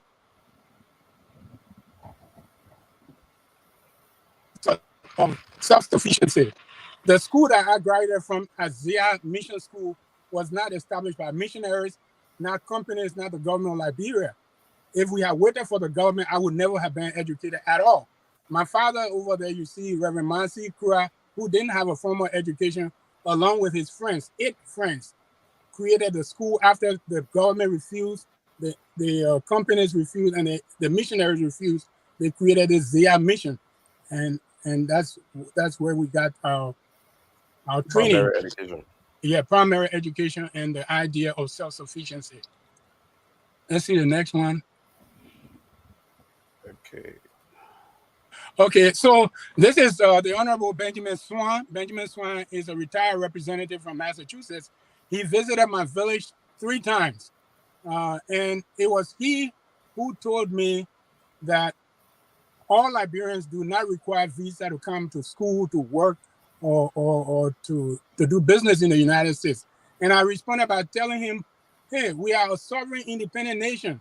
He said, you don't know what you're talking about.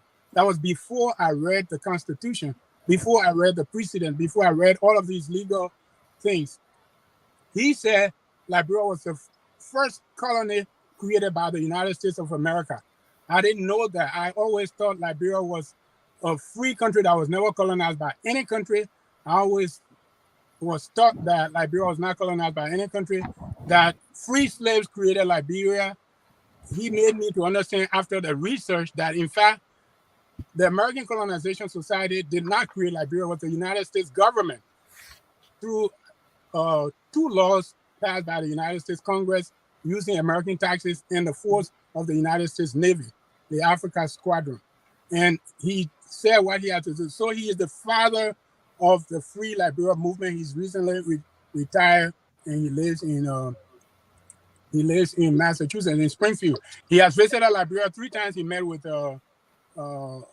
Linda Thomas Greenfield, Speaker Tyler. He met all of the top people in Liberia, and he had his own ideas about Liberia, but he is the father of the movement. You had said earlier that there's another narrative other than what we normally have about Liberia being formed exclusively by the American Colonization Society, that it was formed by the United States government. And the research you do, what is your reliance? What are the documents that support that? Okay, so on July 4th, 1776, the nation-state United States of America came into being by signing the Declaration of Independence, 13 original colonies. We hold these truths to be self-evident. All men are created equal. And fast forward from that point to 1781, a woman who was an enslaved person in Massachusetts her name is Elizabeth Freeman. She went to court to challenge why should she be a slave when the Constitution says all men are created equal.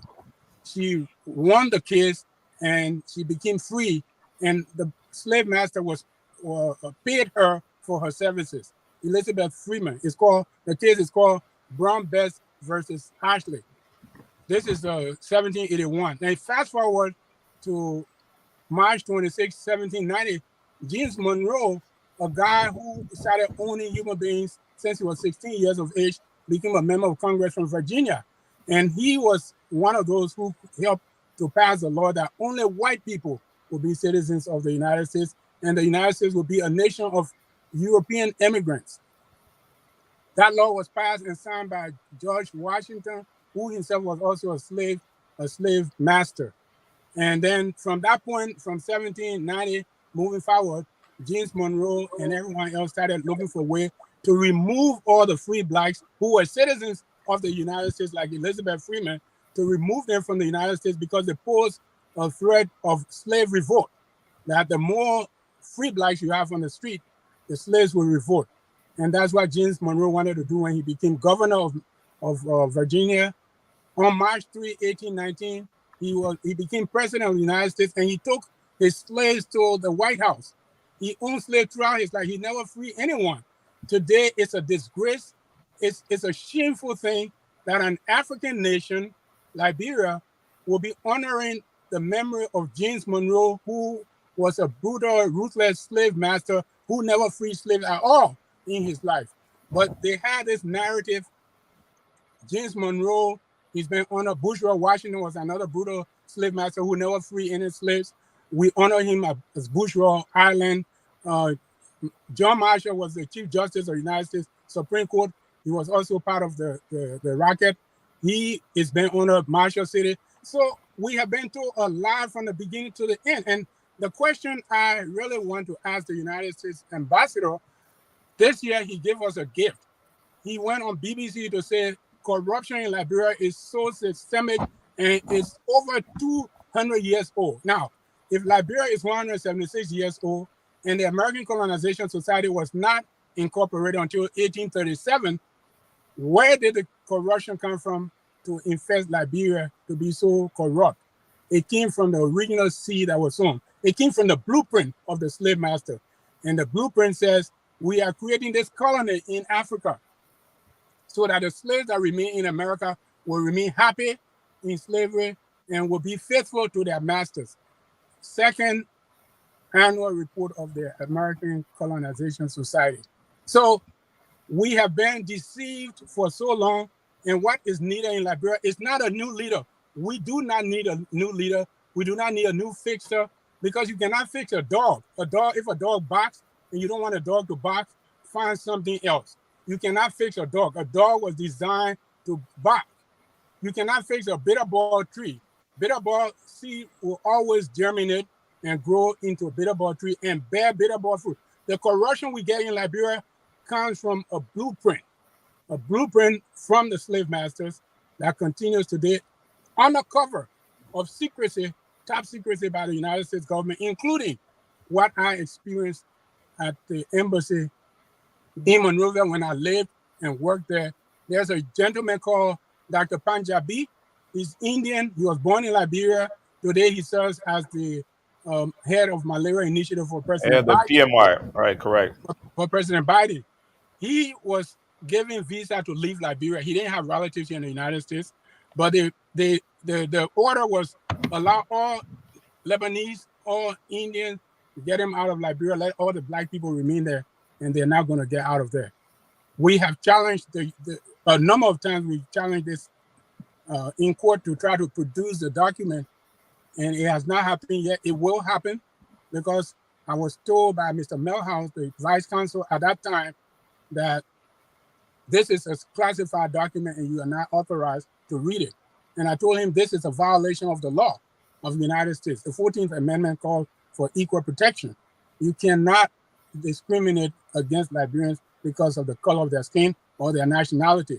He said, I'm following orders. If you don't like it, file a complaint. I have a copy of the letter here. And if you can go to it, or anybody wants to read that letter from from way back in 1990, November 28th. But the fact of the matter is, most of the people running to be president of Liberia now want to be pilot of a sinking ship. They have no idea about the blueprint of this country. No idea whatsoever. They just say, put me there and I'll be fine. I have another picture here. If you can please go to that picture. Okay, this one here is, I was honored with a holiday in Boston. That's the information right there. You can pass that one. You were honored with what do you mean you were honored with a holiday? Okay, so in Massachusetts, even though I live here and I work here, because of the work I've done, working with people from 40 different countries, Sudanese, Afghanis, Somalis, helping them to get their status. It was not just Liberians that I was advocating for. So the city of Boston declared May 10th Tolly Kura Day in Boston. That's the document right there.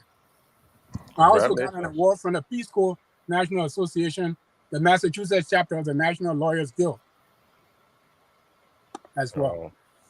And okay, so what you see here is a cycle of corruption in Liberia, where the people make a ladder. You have to work on them to get to the pole. And the current system of governance in Liberia is so corrupt, it cannot produce a democratic outcome. You have to pay, you have to have $10,000 minimum in your bank account. You need, if you want to run in the government, you have to have $10,000 minimum. In the United States, you don't pay a penny to run, to register to run. And even if you don't register, you can go in as a write-in candidate. That is democracy. But in Liberia, they create these barriers, these financial hurdles to make it impossible for the citizens to run. And so you have to, according to the election law, or the regulation, whatever it is, you have to have $10,000 in the bank that you're not going to use for campaigning. You need $100,000 insurance bond. If you're running for a representative, you have to have $500 to register. You need another $500. I mean, the financial restrictions makes it impossible. So this image shows a person who wants to run for office telling everybody, vote for me. When I get there, I'll bring change. Well, when they get there, they get corrupted because the pool is corrupt. And they get there and they get enriched because the system was designed to empower and enrich the politician. That's what you see. What the black box with the flag is the electoral system in Liberia. And you work on the people, the citizens, to get there. They claim that these citizens don't know anything. They are not educated, so they don't know what they want. But I tell you, my father was not educated, but he knew what he wants for his kids. The farmers in Liberia are not educated, but they know exactly what to do to feed their children. Even the taxi driver and the mechanics, all these people know what they want for their children. And so what we need is a sovereign national conference, so that with the sovereign national conference, we will then, the citizens, not the politicians, the citizens will be able to craft a new participatory democratic system of governance that empowers the citizens and makes the politicians to be public servants. We don't have that in Liberia at all. And that is why, go to the next image, the one that has the, I don't know if I put that one in there, but like the system, no, not that one. The system of governance in Liberia is actually like a fishing basket. When I was a kid, I used to set fishing basket. We didn't have supermarkets in our village. If you want fish, you go to the water side and create a basket. You only got one way to go in, and you put food in there. When the fish see the basket, they say, oh, this person is coming to feed us. Any fish that gets drunk and go in is only one way in. They eat the food, and then they get caught in the trap, and you come and the fisherman does not change at all. They will do it this year, they will do it next year, they will do it year after next. That's Liberia. It was not created by us. The American Colonization Society itself has only white slave masters that we honor. And the United States government, as I speak to you, is trying to mitigate the harm. There are over almost 100 members of Congress. It's called HR 40. And I'm going to read the text of the summary of HR 40. But Liberia's name is not mentioned. We want every Liberian in this country, we're writing them a letter to take to their members of Congress to sign on to HR 40, because united we stand, divided we fall. this country is going to collapse under the extreme division that has existed in this country that is getting worse every day. And so we want Liberia to be part of the HR 40 and in the United States and in Liberia. We are calling on the citizens to do something that is very important, that is rare. It has not been done in any African country. This year, on January 18th, there were 3 individuals from Boston, 1 white guy, 2 black guys. We were all citizens of the United States. During Martin Luther King week, we presented a petition to the United States ambassador in Monrovia. And the petition is calling for, among other things, number 1, visa waiver for all Liberians consistent. Okay, those are the letter. That's the letter that I wrote. To the right, far right is the letter that I wrote on November 28, 1990. The one in the middle is the deed for the land for Liberia. The deed does not show American Colonization Society at all, because there was no American Colonization Society. It was not a thing. It has not been registered. It has not been incorporated. It was a voluntary thing. It could not buy anything. So it was the United States government that purchased the land by force. They tried to buy it before, it couldn't work, and they sent a letter. I have a copy of that letter to Mr. Captain Robert Stockton, instructing him to take a gunboat to go buy land. That's when he put the pistol on the guy's head, because James Monroe wanted the land, by hook or crook. And up there you see is the skyscraper blueprint. You don't start building a skyscraper from the foundation. You have to start with a blueprint. And if the blueprint you have is flawed, the whole thing is going to be flawed. The system of governance in Liberia is completely broken, and it cannot be fixed by anybody. What we need is new birth and a fresh start as an African nation. When Ghana was free, it was called Gold Coast. The Africans changed the name from Gold Coast to Ghana. When Rhodesia was free, it was called Rhodesia. The Africans changed the name from Rhodesia to Zimbabwe. They changed the name of the capital city from Salisbury to Harare. Salisbury is the name of the British general that came to kill the Africans. Harare was the African chief that resisted him. And so everything turned around. But in Liberia, we still have a country. We have a flag, red, white, and blue. We have a country with a blueprint created by slave masters. We have the United States government continues to lie and keep this as a top secret that they never actually created Liberia. But all of the documents are shown. And one last thing I have to say, another document is number 229. 229 of the opinion of the Attorney General of the United States of America, Honorable William Reed. After the second law was passed, the law was sent to the Attorney General to give his interpretation. And he said, he issued this ruling called the opinion of the Attorney General number 229, October 14, 1819. Number 1, you cannot use the tax money to buy land for a colony. Number 1, you cannot use the tax money to transport American citizens here, black people or wherever they were. You cannot transport them from here to Africa. Number 2, you cannot use the money to pay for tools.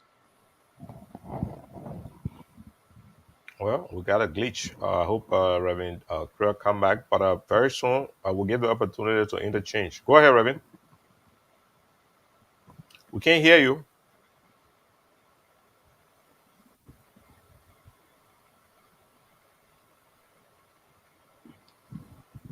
I'm hearing you, Reverend. We can't hear you, Reverend.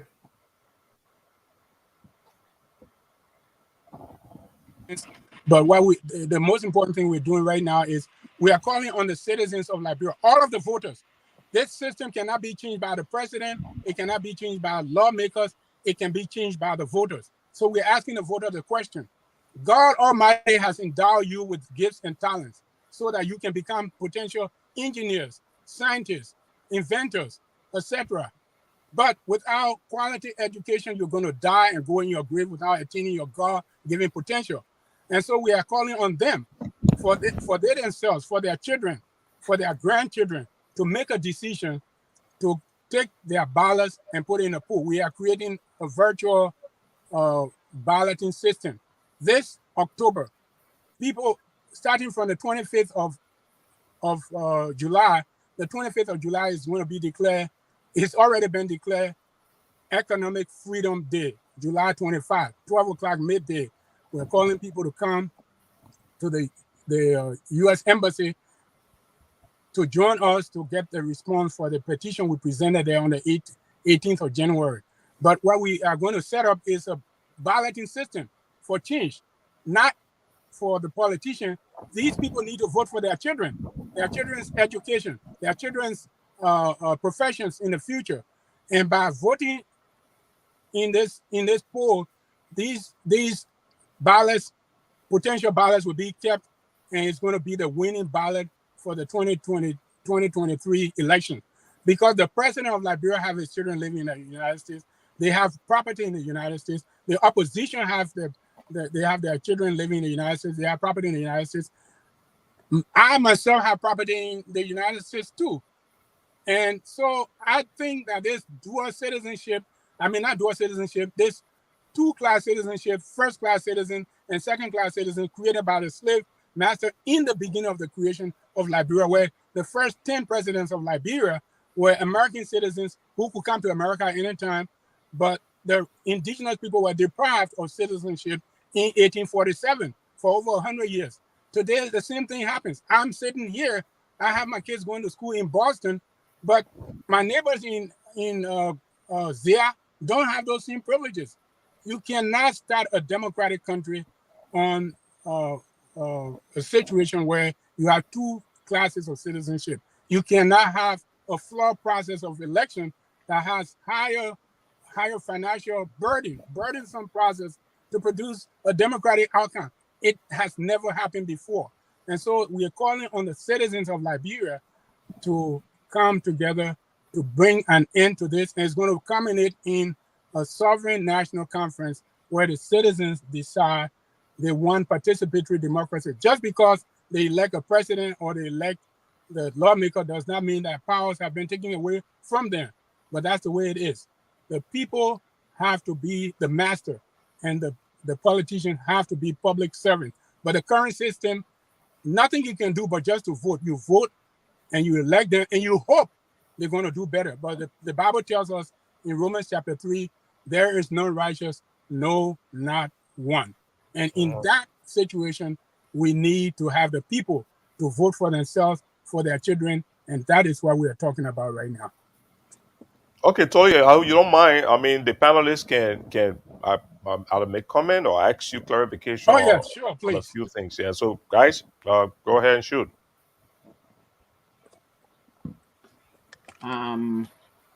Phillips, are you there? You are still pondering. I am right here. I'm right here. I wanted to give the guest the opportunity to ask. I do have a few comments I want to make, but if you want to first, for Phillips, you can go.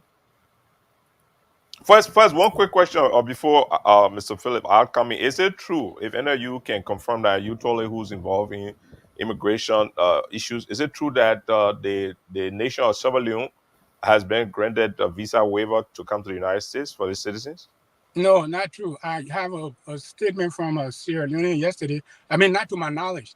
I got a statement from him yesterday that they even asking me to go and work with them to establish a free Sierra Leone program. That's the latest I got from yesterday. Okay. Yeah. So Phillips, if you can shoot, fine. If not, I'll go. Hold on, my mute button here. The app is slow in responding. Hang on. Yeah, we can hear you loud and clear. You can hear me? You can hear me? Yeah. Oh, okay. Yeah, I'm going by the button on the bottom here. When you click it, it's telling me. It happened to me earlier, but yes. Okay. Yeah, Cyrus, I just sent you a link on your WhatsApp where it shows the picture. This dates back to it says the press release 10/05/2019. The American Department of State has announced the addition of 10 more countries to the U.S. visa waiver program, including Sierra Leone, and this was under Trump. So if you click there, you'll see the countries, and Sierra Leone is there. And So you're saying that Sierra Leone has a visa waiver with the United States. So Sierra Leone using Sierra Leone passport can come to the United States without a visa. That's right. the link is there. You can read the whole thing, travel authorization on the ESTA online before departure. You know, preferably at least 3 days in advance. Yeah, it's right there. It lists the country: Andorra, Australia, Austria, Belgium, Brunei. I don't know Chile. what you send. I don't know what you send this thing on. I send it to one of your numbers. Give me a number that I can send it to. Send it to my email. Yeah, I like to look at that too, because I don't know. Okay, good. I'm sending it to your email, and you can share with the rest of you. Just give me 1 minute. Just click on your email here, Sarah. Yeah, the Google Mail. Get the Gmail. Okay, see, the Cyrus I, right? See what? Right. Yeah. Okay, here it comes. Oops. Yeah, they thank you so much for Reverend. Thank you so much for the presentation. It was very, very enlightening. And as we'll say in the sales and marketing and business development business, there's a lot there to unpack. There's a lot on there. There's a lot in there to unpack. Like you rightly said, as an engineer, we always try our best to start things on the right foot. Okay, because if the starting or the commencing of anything is not right, if it is flawed, okay, then the outcome is already predetermined. Am I correct? Okay. Yes, then I mean the outcome is already predetermined, except that the folks who, you pack everybody on the bus, only the driver and the originator of the trip knows where the bus is ultimately going to end up. The passengers that are put on the bus, they're just basically sheep to the slaughter. So they're just going along for the ride. And when they ultimately get there, then that's when they finally know. But I mean, your presentation, your explanation, and the knowledge that you brought forth today is indeed very, very enlightening. There's a lot of work that needs to be done. There's no doubt about it. There's a lot of work that needs to be done. And I like the word that you use, that you used a word that was buried in your presentation.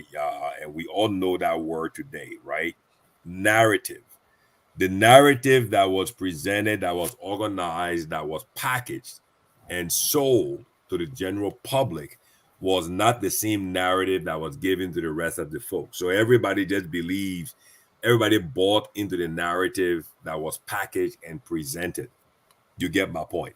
What you have been able to do throughout your years and throughout the time that you've been doing all of this is that you've been able to use, I'm sure, the Freedom of Information Act. Am I correct? And you've done a tremendous amount of research in finding the deed, and you've laid your hand upon it. You've now possessed documents that, without a doubt, point to what the realities indeed are. You get my point. And I like the way that you latch on to the statement by the departing U.S. ambassador to Liberia, where he said that corruption goes back to 200 years. And I like your comeback. Okay, so if it goes back to 200 years, okay, so let's put it on the timeline. Let's mark our Independence Day. So who actually ran this place and set this place up past the other years that made it 200? You get my point. Okay, so I think that there's a lot of work to do. There's a lot of work to do. I think that we just need to approach it in a very organized and very, very strategic and tactical way. That's what I believe. And I also looked up the HR, the HR 40 bill, which is the bill that deals with reparations here across the U.S. I think that's something that's very, very important as well. But one of the other things that I would advise, recommend, suggest for you to do is to also participate in radio shows on the ground in Liberia where more people are enlightened, educated, and informed. You see, because again, we're dealing. What you are revealing here today, Reverend, is the fact that okay, you're a man, you're a man of the gospel, you're a man of the word. What did Jesus say? Whatever is done, what in the darkness will surely come to light, and whatever is spoken in the ear in the closet will be repeated from rooftops. So this is our moment. Am I correct or wrong? This is our moment that which was done in the dark has come to light, and that which was spoken in the ears in those closets is now being spoken from rooftops. So to get the true movement on this thing, to move this thing from where it is to where it needs to be, we truly need to find the platform where you can actually take the megaphone and educate, inform, and bring knowledge to folks so they can truly understand what we're dealing here with. You get my point? You see, because if you're only dealing with it from the American perspective, from on this side of the ocean, I don't think the true impact. Okay, because there are two sides of this thing. You've got the Liberia side, and you got the U.S. side. Correct me if I'm wrong on that point. Okay, so I think what you have unearthed, what you brought forth, is great, very good information. It is without a doubt information that is against the narrative of what they've been presenting and selling to all of us who bought into it. And now this information, now in order for us to bring about the change and the correction and the readjustment and rebalancing, we need to now inform on both sides of the Atlantic so that the impact can be a greater impact to bring about the change that we all desire. All right, great. Yeah, if I may come in, I'll be very brief. Again, I want Go ahead, Alfonso. Yeah, again, I'll echo what you said. Great job. I don't know if the Reverend is still with us. I don't see him on the screen, but I hope he's hearing us, or whoever's working with him, listening audience, are hearing us. I think it's a great job, and I want to encourage you to continue doing that. I had one or two questions around it, but they're not significant questions related to the work you do, but just about clarifying some of the benefits that Liberians would gain if they had a visa waiver program, and all of those other things. But generally, I think it's a wonderful program, and I encourage you to continue and to bring a lot of other people on board. Have we lost the Reverend? With the process?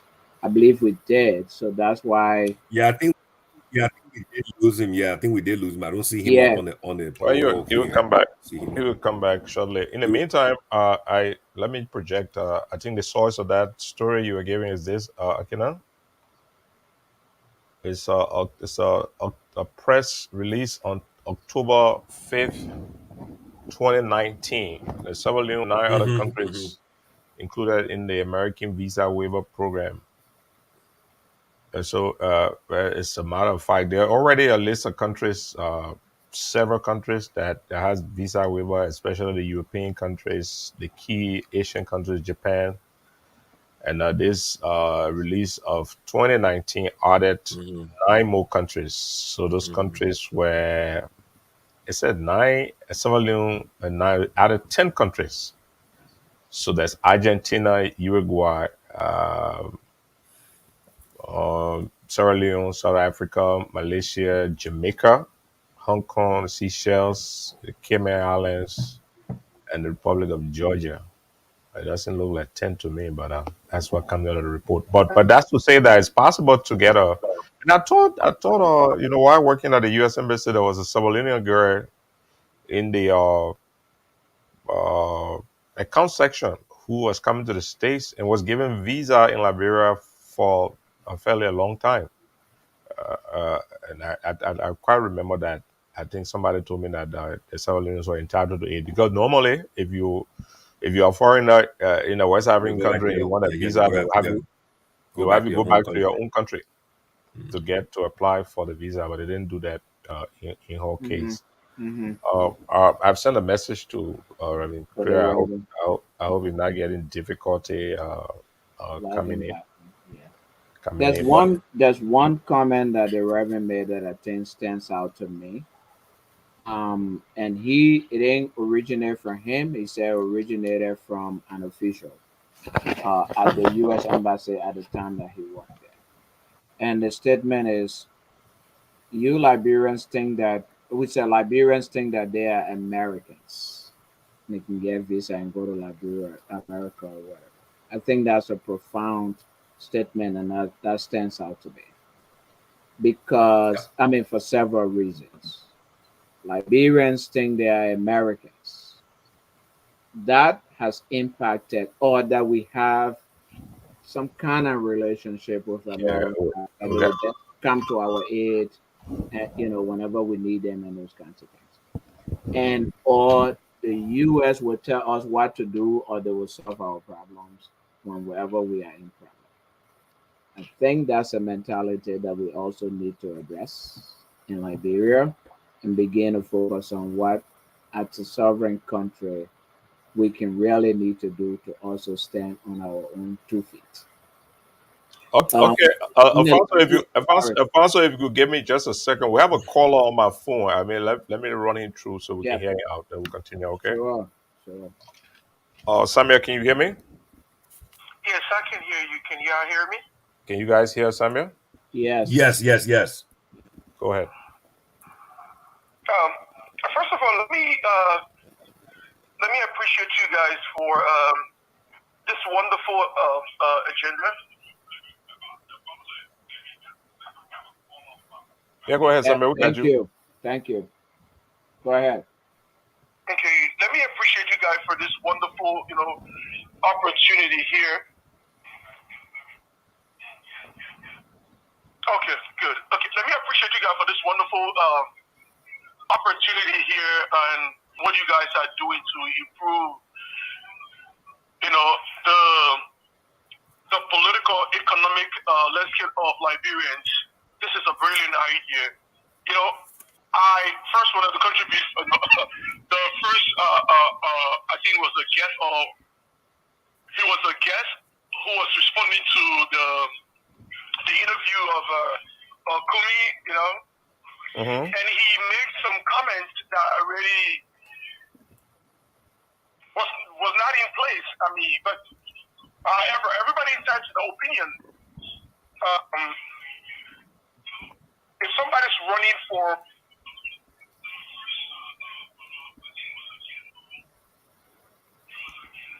Go ahead, Samuel. I think if you turn the radio down a little bit, I think you get. I think if you turn the video down, there's a delay between when you speak on the phone, so you have to mute your radio down a little bit and continue. We can hear you loud and clear. Mute the video on your laptop. Okay. So the question was if someone's running for political office and he cannot be asked certain question. I mean, that is wrong. Of course, the person can be asked questions. The person has to, first of all, understand if you're running for political office, you have to be under the microscope. You will be scrutinized. People want to know your objective opinions. People want to know what you bring to the table. People want to know what are your plans and strategies, and what are, some of the things you bring to make a change in, this country that you're ready to be, a president for. So, and he said something that, if somebody being, I don't know, gay or whatever, he would allow in his village or whatever to do things. I want to say this. We have seen a lot of a negative aspects to that effect. For me, I'm not against people who have that kind of a agenda. No. Who maybe are gay or whatever, straight, whatever they call themselves. But strongly speaking, if we look at the effect of this whole, nomenclatures and what they have been doing in Liberia currently now, trust me, it is not something we want to, endorse in our country. Because right now, go on the internet, look at some of the videos, look at what is going on. Look at, all these crazy attitudes, what it's doing to our future leaders, our brothers and sisters out there. destroying the fabric of our society. We cannot have, such a behavior or people like that exist within our culture. Okay, Samuel. Okay, Samuel, we got your point. So you were saying from your perspective, culturally, things like gay and things is not allowed. But that was not the point. The point we were making was that there was an interview that left people with the impression that Cummings was a gay, and he has clarified that over and again that he is not a gay. So it's not that's not the point we're trying to make. So do you get it? And Yeah, I'm responding to what he was saying. He was saying that he can allow, if that kind of people can bring a change in his community or in his village, he will allow that. I want to say no, because what I would do is like accepting money and destroying, the future of that village. So I don't care you build a skyscraper within his village, but if the people who sort of benefit those skyscrapers or skyscraper or all are dead and gone or all are sick, who's gonna live in those things? Okay, so you agree that is your opinion as much as what he said was also his opinion, right? Yeah. No, that is my opinion. I'm just saying from my opinion. Okay. These are some of the things he should put behind Mr. Cummings. If Mr. Cummings say he is not, he's not. So he giving his analysis on each of that, I think it's wrong, because looking at this season, the political season, you might be trying to thwart the main agenda. Okay, we got you, Sam. So tell us something else. Where are you calling us from? Okay, I'm calling you from Texas. Yeah, I just came to Texas to do a job. I'm a Liberian, who live in the United States here. I live here now. I've been here for over 10 years. So I'm here working, schooling, and I'm in Texas right now. Okay, thank you very much for your opinion. We're happy to the text that you're real quickly. Alfonso, you wanted to comment? You want to say something in closing? Say that because Alfonso wanted to respond to what you said. Yeah. Okay. Quickly before I go, my closing comment is that before I go to the closing comment, I appreciate the Reverend who was talking. Man, we need people like this in our society. To be honest, I could have taken this guy, over and over, just listen to what he got to offer. Look at some kind of brilliant history this man is giving to us. This is something that we want to learn. And trust me, if the Reverend is listening to me, please, I really, really want to get in touch with him. If you can just give him a number, please, I will appreciate it. Okay, I will do that. Yeah, please. Yeah, I will also send the information about the rally that he's having in Monrovia and also his Cash App number. Yeah, please. No, trust me. I will definitely. No, listen to me, brother. I'm willing to support that agenda. I'm willing to support. I have served as served in other capacity in Liberia to bring change, to make some inclusive ideas, like including people with disability. Because I'm totally blind. I live in the United States here. I served in many capacities to make some big changes. I work with this former government, past government, and I saw nothing was improving. The vice president, trust me, I sat in those people's office one-on-one. I sat in the house at one-on-one. We talked. The first black president, Rob, with vice president or president, sat in their palaver in their house and discussed. Everything was fruitless. See, so but I know people mistakes are to make a mistake is human, but to forgive is divine. And I know maybe people can change. They act cannot change, but people can change. But I think I want to say, you guys are doing, a very great job here. I would definitely make up my time to be part of this and whatever support I give to this program is very, very important. We need things like this to be, discussed, especially from the diaspora here. We want you guys to keep doing this thing. It will help us. It will help, to bring in the true color of our country, to make people understand who we are, what we represent, and what we want to do for our country. Because the history this reverend was giving, it is so okay, beautiful. Sam, we got you, my man. Thank you for calling. Are you still listening? Listening out for Alfonso. I'll give you an opportunity to speak in a minute, but I'm going to pause him 1 minute so we can listen to one song. Something inside so strong. So thank you for calling, Sam. You're welcome. Thank you, Cyrus. Alfonso, you really want to talk? That was small. I can wait. I'm a patient person. I don't see where that response coming from. Okay, we have a group that got disbanded. At least they stopped performing after several years. This year, they did their last concert. I like one of their songs. They did a rendition of Something Inside So Strong. We've done this before. I like to play that, and then we'll come back to Alfonso's comment after what Samuel said.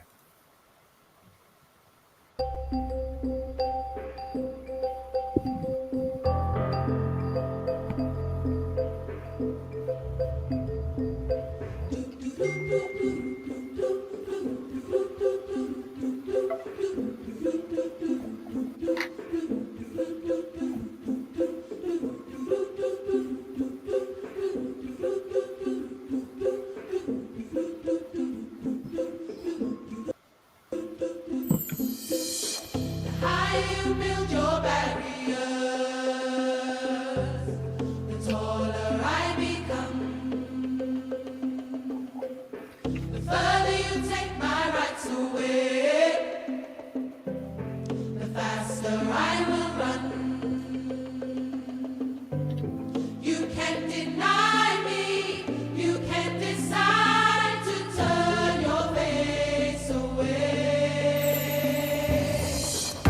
Something inside so strong, I know that I can make it, though you're doing me wrong so long. You thought that my pride was gone, oh no. Something inside so strong, oh, something inside so strong.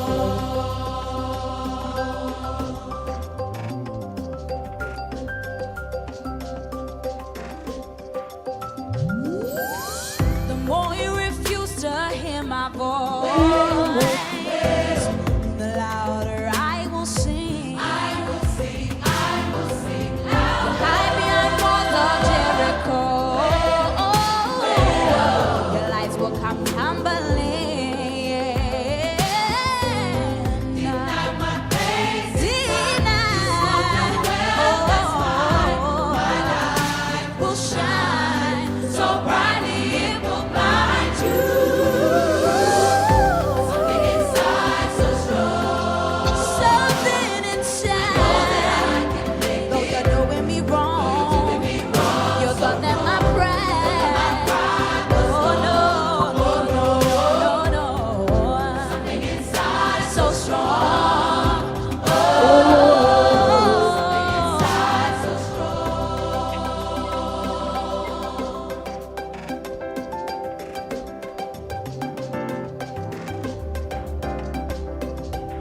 They say what doesn't kill you makes you stronger, a warrior, more than a survivor. You can thrive, transformed by adversity. You face every challenge, throw your way, stand strong, you can overcome. They try to beat us down, but we rise above the struggle. Never giving up under pressure, we don't struggle. Instead, we discover gold inside as we realize no matter what, you'll never dull our shine. Deny my place inside, just wonder where my light will shine so brightly it will blind you. Something inside so strong. Know that I, though you're doing me wrong, you thought that my pride. No, no. Something inside so strong. Something inside so strong. There's something inside me. Inside so strong.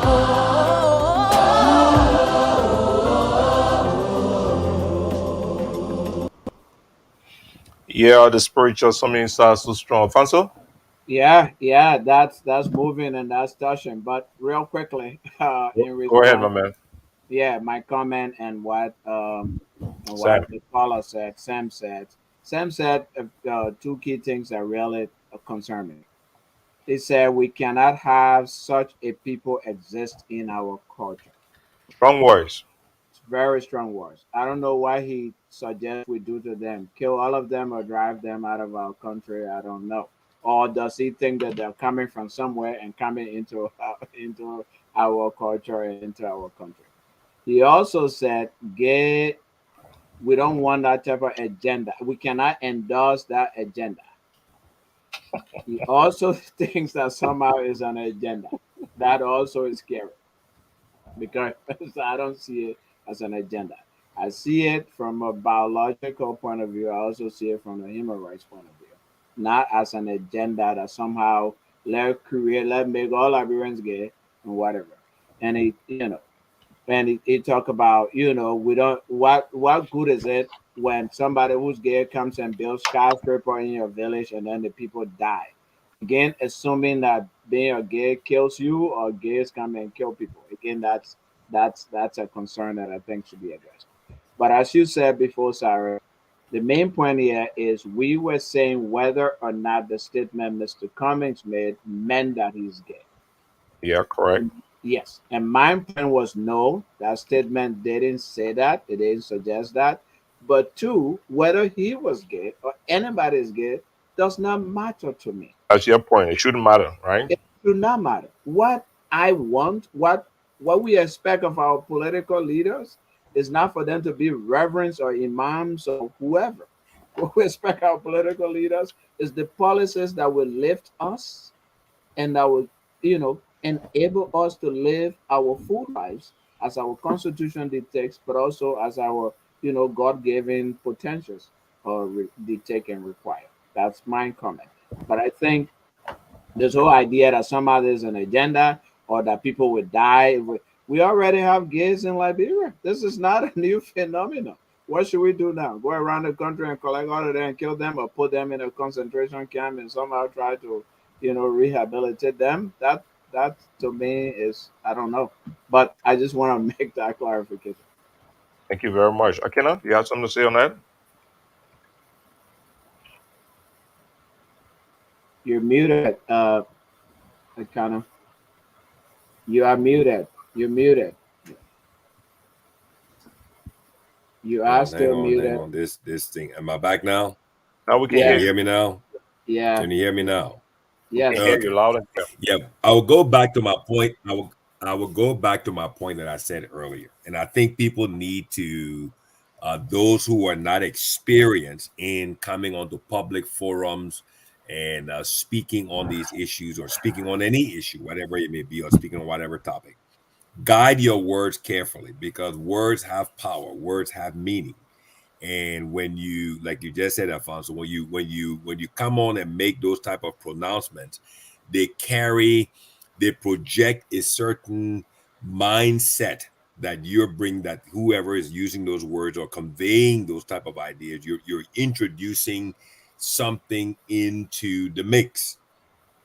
So my point is this, like you said, Alfonso, once you come into the public domain and you say you want to run for public office, just be of the expectation, set your expectations that it's you are exposing yourself, meaning that questions of every size, shape, color will be directed towards you. Now, how you answer them, when you choose to answer them, or if you choose to answer them, that's all up to you. You get my point. But at the same time, just understand that when you're running for political office, the voters will ultimately decide on selecting you or not selecting you based on how you answer the questions, how you project, how you manage the whole thing. That's what we're going through right Also now when it comes based on to. their limitations or their strength. That's exactly right, based on the person's level of understanding on the issue, on the topic. So that it's this is almost like I was saying in American politics, right? Is a salad bowl. You've got chicken, you've got beef, you got bacon, you got lettuce, you got tomatoes, you got olives, you got everything in that bowl. It's a whole bowl, and to really figure out how things will come out of it is a very, very tough calculus equation. So But as you said, Alfonso, whether someone is gay, straight, or whatever the case they may be, defining themselves, the most important thing that matters is whether or not that person has the capability, the level of competence to carry out, to perform, to do the job, to produce the results that we all need within, and then whatever lifestyle they choose to live, we must make sure that it is within the confines of the rules, the laws that govern the country, the society in which we exist. Okay, so at the end of the day, I will also go back to what the Reverend was talking about Liberia. I really want to kind of comment on that. I think, one of the things that we Liberians, I don't know whether we don't see it, whether we don't grasp it to, or whether we don't understand it.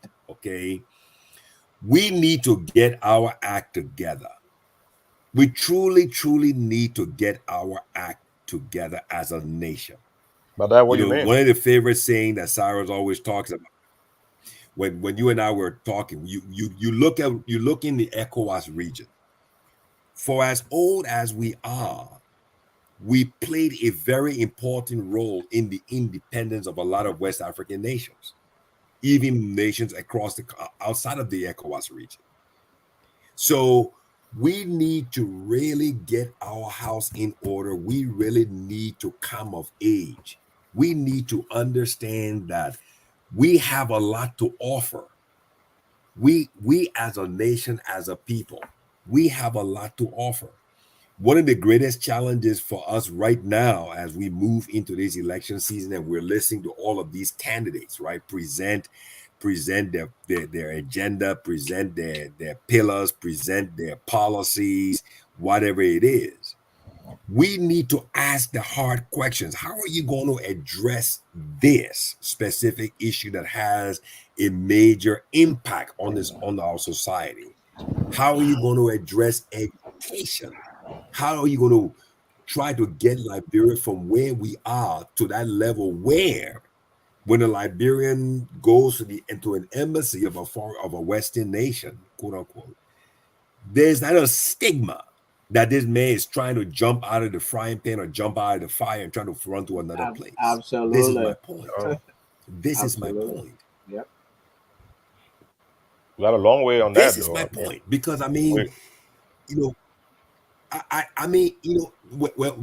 okay. So you use another phrase, long way. In my view, as a technologist, as an engineer, I don't think I will have to apply the theory of relativity there, because long way is relative. I think considering what all we have to offer as a nation in terms of natural resources and also the people of the country and the limited infrastructure that's there, I think what needs to be brought forward now is to try with these kind of, you go down the list, right? I mean, from Boakai to Cummings and the other ones that are on the list. We need to really, truly ask the hard questions. How are you going to move on? I mean, because, you and I, we have the benefit of going to Walmart today, buying something, we bring it home, it doesn't work, we get back in the car, we take the receipt, we carry it back, we say, hey, we want our refund, right? Yeah. Okay. When you go to cast a ballot, this thing is set in place for 6 years. There's no taking it back to customers. No refund, right? You're stuck. If a child is 10 years old in October when the ballot is cast, the next ballot is when that child is 16. It's 16. So I think, this is the reality that I don't believe that we as a people truly, I don't think we've really grasped the enormity and the what's the word? The impact that these choices, these decisions. The impact. I would say that the assumption is that during the period of governance that the people cannot play a role, so they just wait for elections. I mean, do I get the impression that's what you're saying? No, very good. Okay, so you bring up a very good point. Again, the citizens, okay, the citizens of this great nation, you know, that spans 43,000 square miles of all of the great county, lavish landscape and everything. I don't believe they understand that, you know, that elections is an event. Okay, elections is an event. It takes place. Those are the elections. Governance is a whole marathon. It's not something that you start today, you finish today. It's an ongoing process. And that process has to be constantly refined over time. You get my point. So I believe the citizens of our country don't understand that the role that they're supposed to play in this process. The hard questions cannot be only asked by the journalists. It has to be asked by those people in those districts, in those areas. What are you prepared to do? What are you prepared to do about crime? What are you prepared to do about, you know, rehabilitating all of these, you know, young people who are drug addicts and all these people who are armed robbers? What is the plan? What are you planning on doing about education? You got young people graduating from universities and colleges in Liberia. You give them a pen and a piece of paper and say, write me an essay about yourself. And you leave them in the room, and all you can hear is like a fist fight going on in the room. They, the pen and the paper, they break up into a fight. They Akira, can't even compose. you make my point, but I will hold you for a second to say that we have planned a third section of the program where we're going to be discussing decision making as a major imperative for good leadership. It's obvious that we're not going to have time. We're not going to have time to do that since it's a very important and lengthy topic. So, Alfonso, I would beg your indulgence that we figure out how we can put that on another program. And also, I'm cautioned because I was using a particular example of the former Vice President Joe Boakai in an election circle like this. I realize I don't want to leave the impression that it is Ambassador Boakai that we have dedicated ourselves to put under scrutiny. So let's re-examine that part of the discussion on the decision making and hold it for another day. I think we can burn a few more, but you'll be surprised that Sam is on the phone and he said he wanted to have a conversation with you. So I'm going to let him in. Is that okay? Absolutely.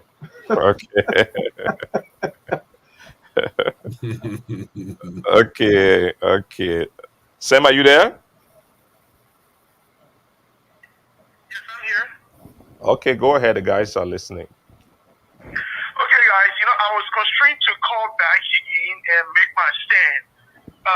Before I can answer Alfonso, I want to answer the gentleman who just, talking about half questions. I see the beauty of democracy, and I see, the importance of having this dialogue here because all is on behalf of our beloved country. And I tell people one thing. Yes, it is true somebody can deport me from maybe the United States, but nobody can deport me from Liberia. So we are having a dialogue is the way forward. Exchanging ideas to be able to help one another build a solid, a positive, and a productive Liberia. Now, you see, I don't know when last you were back home, but just looking at, the situation that is in the country right now, my brother, the 25 election, I know I'm not against people who having that kind of ideology. What do you mean? Okay? What do you mean, gay people? Yeah, I'm not against them. Yeah, but you can say gay people. I mean, yeah. So good. But it's an ideology, according to you. It's an I'm not ideology. against any kind of people. What I'm protecting is the fabric of our society. I'm protecting the young people. I'm protecting the future leaders. Okay, Sam, let me interrupt you. Sam, hold on a second. Let me say something, Sam. You wanted to have a let me just say conversation. something, Go ahead, Sam. Al. Let me say something, Sam. You know, I'm truly Sam, can you hold on for a second? hang on 1 minute, Sam. Okay, so listen to the call. I I want us to have an interaction. I'm enjoying I'm enjoying your choice of words, because you said that you were constrained, one, to come back online, two, to take a stand. Very good. And I you know, the beauty of our nation and the democratization process is that persons like yourself that have a true conviction, right? Because you are speaking like a person that is truly convicted, and you're passionate about what it is you believe in.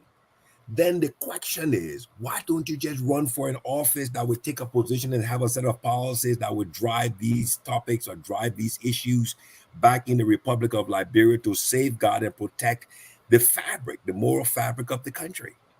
That is the stand that I would take. So what would you, like, Sam, before you comment on what Mr. Phillips just said? So what would be a preference for the treatment of gay people? They shouldn't run for office?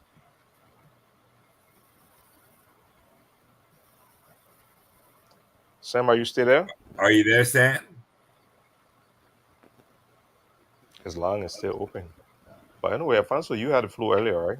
Yeah. So I can go until Sam comes in because he wanted to have a dialogue with me. Sam talked about ideology as if being a gay is an ideology. That's not a word I want to hang on right there. But he also talked about protecting the fabric.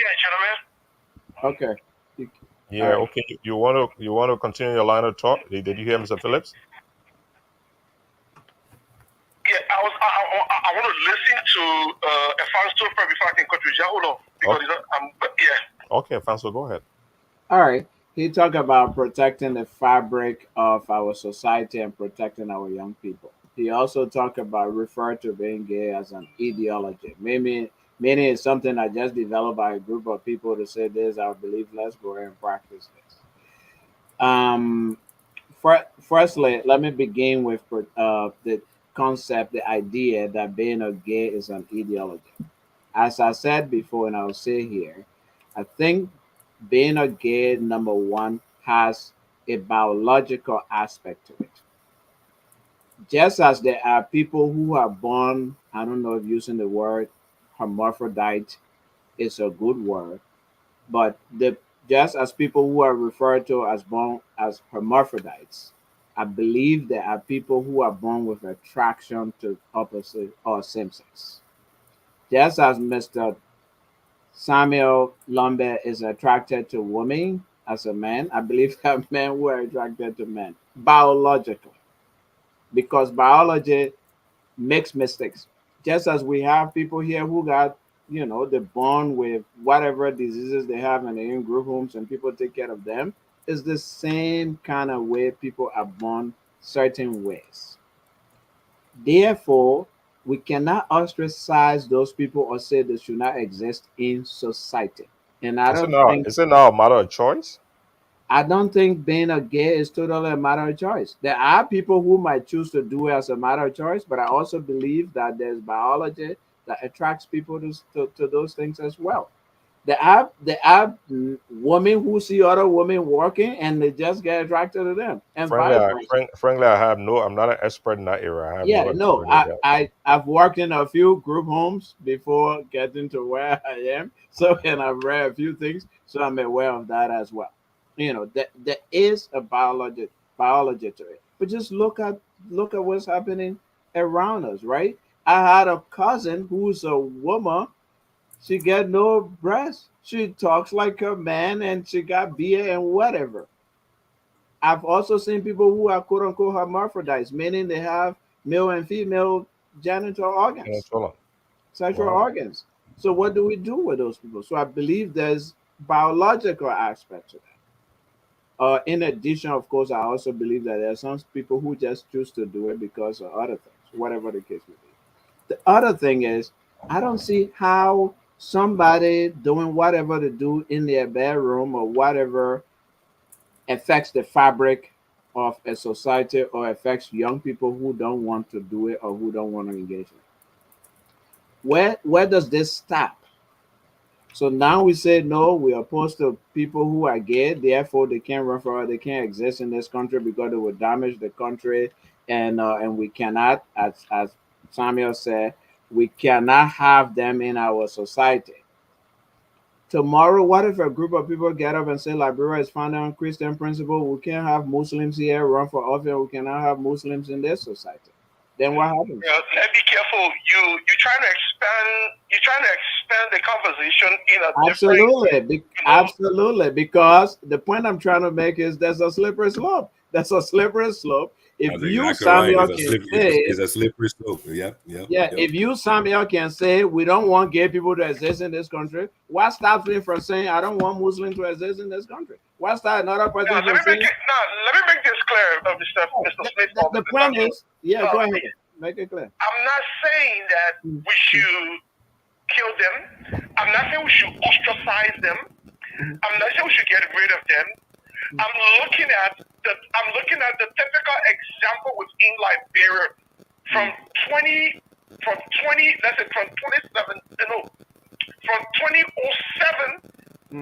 to present now. This is what's happening. We have a democracy, we have an economy, we have a population, we have a country that is very poor. This is what is going on in the country. People are using,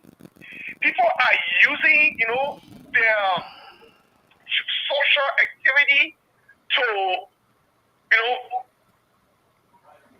they're using their wealth to bring people into their social activity. I have seen it. Okay. Dumb men use their wealth to pay women to sleep with them. Sir, please, let me learn. No, well, okay. Charles, protect me, please. Okay, I'll protect your Well, person. Sarah didn't protect me when you came back in. But anyway, you are protected. I've seen things, I'm speaking from a different perspective. You are trying to, make it look bad. But, we dialogue and want to find a very beautiful atmosphere where we can put everything, where everything belongs, put it in its position. Now, we need to carve setting a structure. So Sam, one thing I want you to know, I want to give you some timing because we already skipped over the hour, so you got 30 seconds to make that case. Okay, now one thing I want you to do, is to, carve a structure. Let's put people in their rightful place. We should not allow, like what other people do. For example, you are explaining to the religious area. Now, we know other religions, what happened? They say, okay, become a Muslim. Or if you become a Muslim, or if you become a Muslim and you say, no, I'm lucky, I want to get out, they will say you are a betrayer or you welcome, and they will go after you, they will kill you. I've had an example like that. But explain the structure for gay people. How you got an example of what structure we should do? Having a structure within Liberia right now, because looking at our economy and looking at everything that's very poor, we see these people using their influence, using their riches, and going after those little kids, going after people that, okay, hey, you know what? They tell you this is what is on the ground. You give me what I want, I give what you want. You give me what I want, I give you position. It happened during the elite turn during her son Robert's elite, who was kind of damaging the fabric of our people. Even my own young little brother was part of this. A guy who I never thought he was, but finally then they brought her that now before my father who passed away, my dad cried on me, trying to get your little brother out. I'm here. I tried talking to this young man. He cannot. And one of the things I understand, because we're from a poor background, we never had it. This young man, he was opportune to have that. I mean, not to be he was opportune to have some kind of a way to make money. And that was able to bring him some money where he can establish his own business. There came a point of time he got sick until point to death. When you see the man certain time in life, you will wonder if he's a human being or what happened. Okay, son. He gets dry. You say he get dry? Battles and with all the riches he got, and not even helping, he would fall back on the family.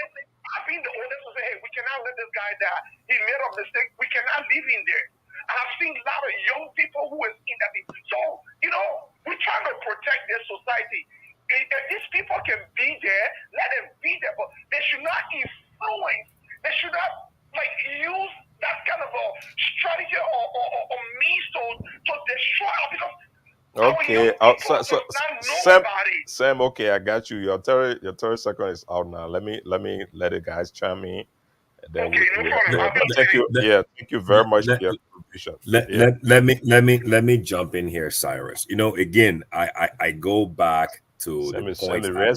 So the man gonna get dry. Let me go back to what I said earlier. I will repeat. Words have power. When you start making the comment that we need to put these people in their places, John McCain, the late John McCain lost an election over using the words "these people." I think you remember that, right? These people. And then when during the debate, he pointed to Barack Obama. He said this one. And it was downhill from there all the way.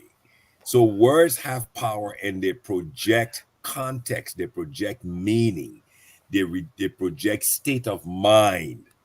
You get my point, okay? So we have to be very, very careful when you start talking about, and we all pride ourselves on the fact that we as a nation, considering all that we've been through and what we're coming out of, to have successive elections and with very, very minimal violence.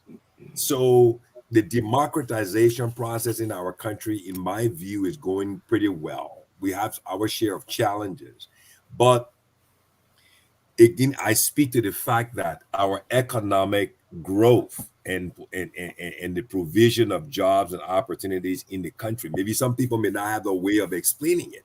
So he's trying to say that, quote unquote, these people. You can't use those phrases, though these people. You get my point.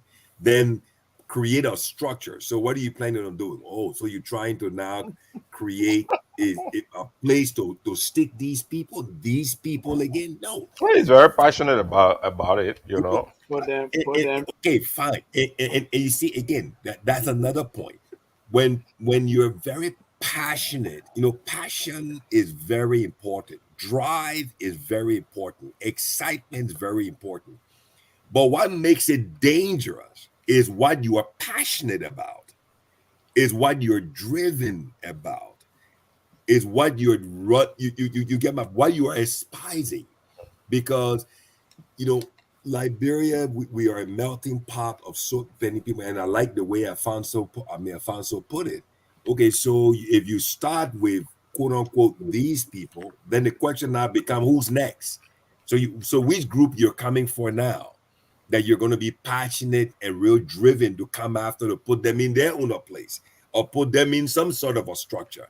So the question, like Afonso asked, so okay, fine. So after the first two, then who's number three? And then the question now becomes, where does it end? Where does it end?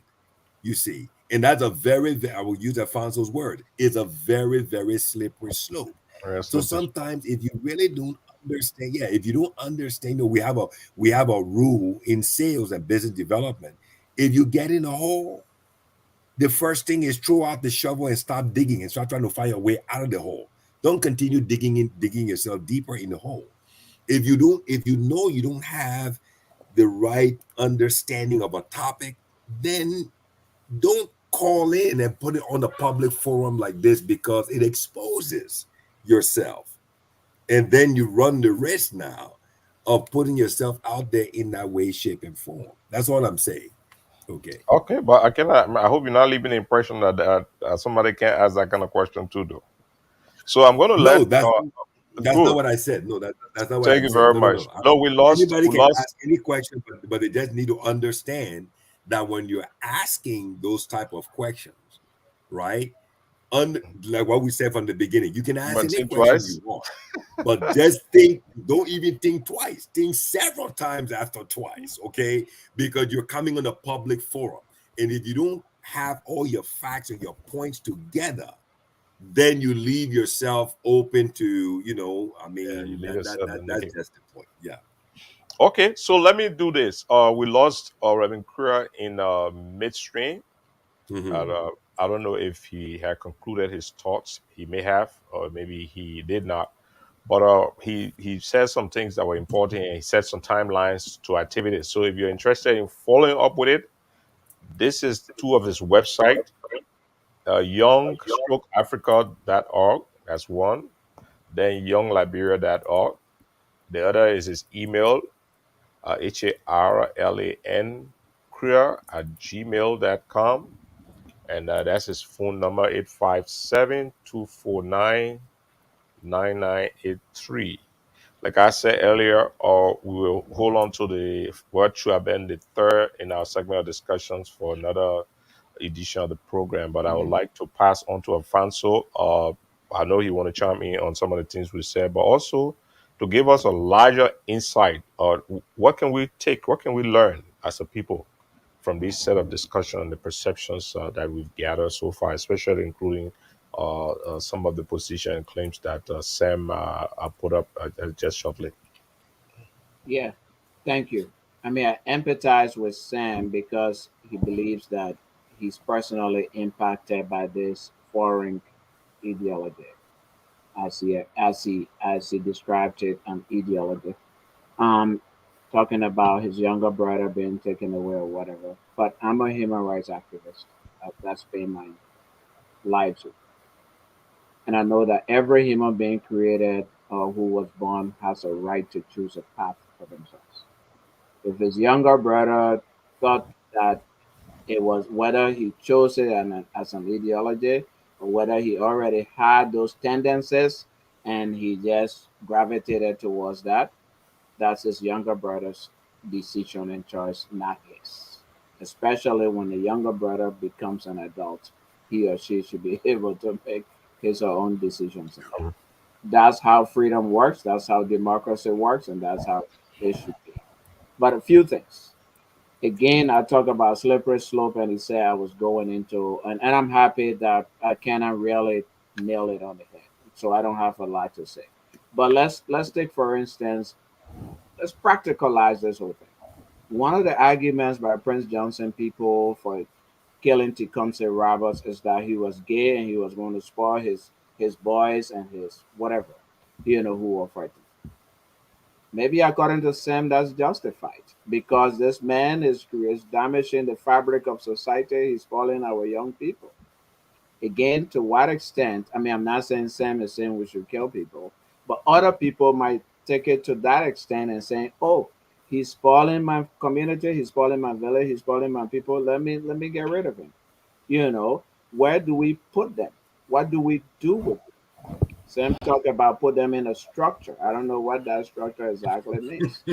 So again, we have to be really careful with what we say and what we do. Maybe the structure is what Prince Johnson and his people did. Get rid of them, you know. Or maybe we find a concentration camp and put them there. Or maybe we expel them from the country. Again, we have to be very careful. That's Very part of the careful. slippery slope I was talking about. The other slippery slope is if there's a group of people that say gays shouldn't exist, maybe there's a group of people that say Catholics shouldn't exist. Or there's a group of people that say Muslims shouldn't exist in this country will find out on Christian principles. What do we do? And let's put them in their place. Let's put them in a structure. What do we do with that? Do we also now go to tribes as well? There's other tribes shouldn't exist in that tribe. We have that culture as well. We have to be careful, and I think I kind of hit on the head. The Our effort to build our democracy is thriving. We have to be careful, and be mindful and accept everybody on the same boat. The whole thing about gay and thing, if you read the Bible, there were gays in the Bible. There were whatever, Muslim people, whatever. So it didn't just start. Nobody bringing it to Liberia right now. So let's pause a little bit, take a deep breath. And I personally, I'm a Catholic, so you ask me about my personal religious beliefs, I'm opposed to it. I have a little problem with it. But he asked me for my professional beliefs. Everybody has a right to exist and do whatever they want to do as long as it's not a crime against the laws of the country or against international. I would land there. Okay, Alfonso. Well, we'll come around. We're closing our parting statements, but since we're here for a few more minutes, I just realized that there was a clip that the Reverend Kriya wanted us to share about with a message in it about something that happened in the village up in Nyemah County. There are two villages. He talked about his school, Zia school where he grew up. So the two villages or two towns are called Zia. One is New Town and one is the Old Town. And I look like I've been sitting here in the cool for a while, but my grandfather is the founder of the New Town. So let's run that video. It doesn't take us a few minutes and see what message he wanted to give us by giving us this to run.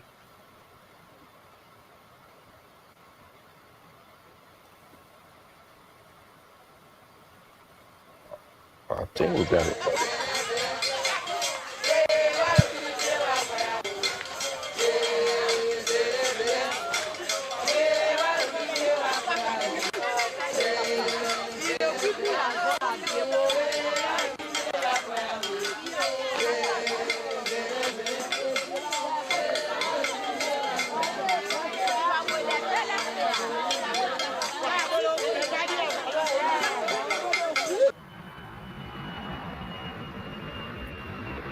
That is not there.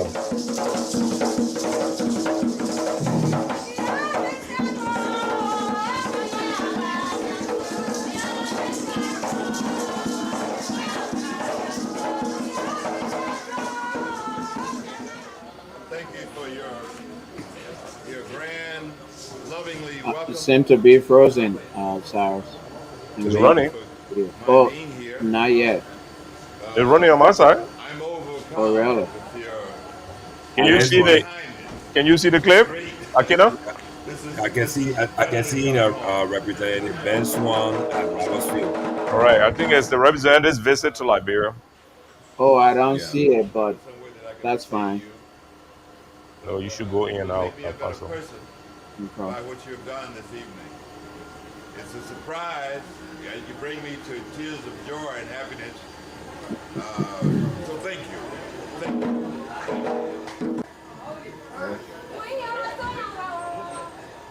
This is Curly's father, Reverend Curl, who accompanies me. We've been together for all week, traveling, and the welcome is partly for you as well. Let's be on together.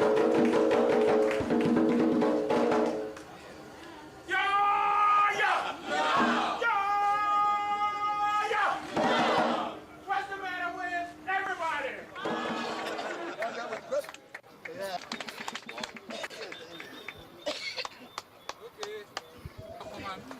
Mr. Swan, you are a man to be honored. We want to confer an honorary position on you today. Can we stand up? On behalf of Plainfield Administrative District, we want to tell you to take it back home that hereafter, consider yourself as an honorable paramount chief of Boakai Chief.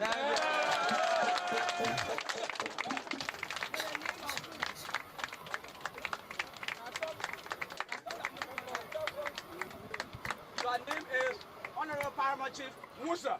The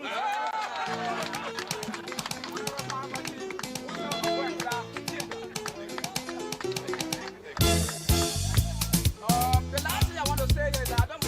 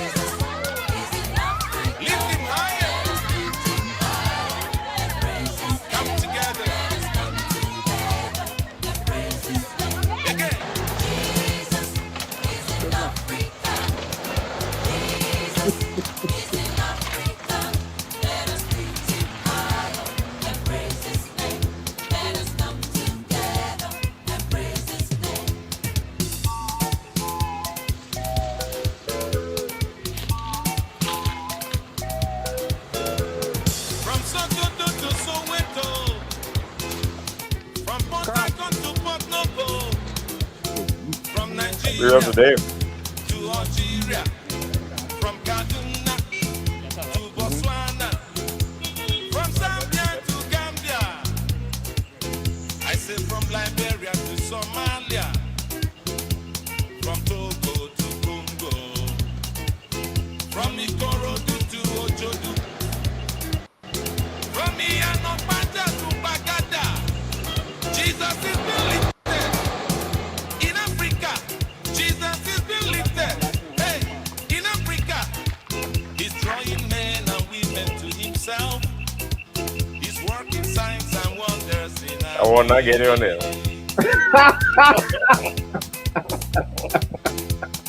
Oh, they're walking. They're walking. No, I did not walk. Yeah, I think they changed the walking bridge. Yeah.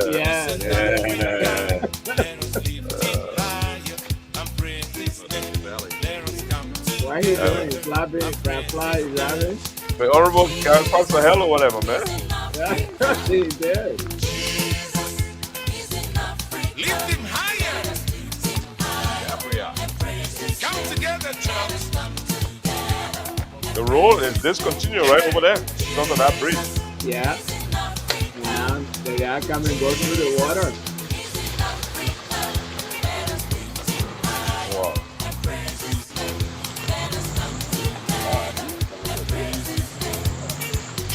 So he took a different road of that bottle over there.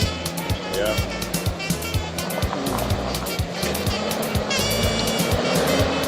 Where the guy wrote medicine.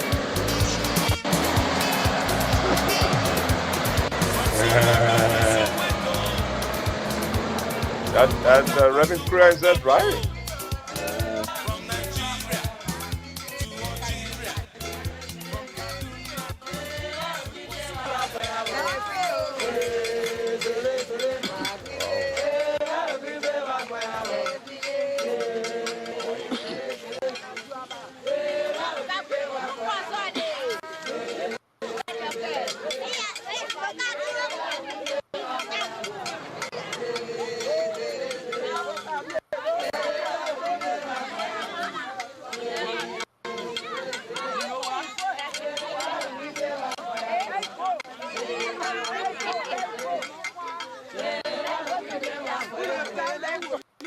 Ben Swan is a former congressman, right?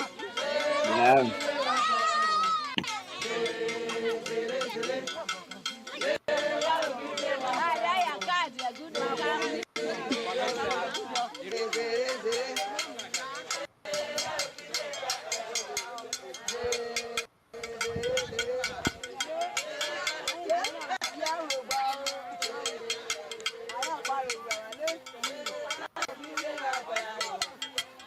It was surprising to know that this is a 2008 video.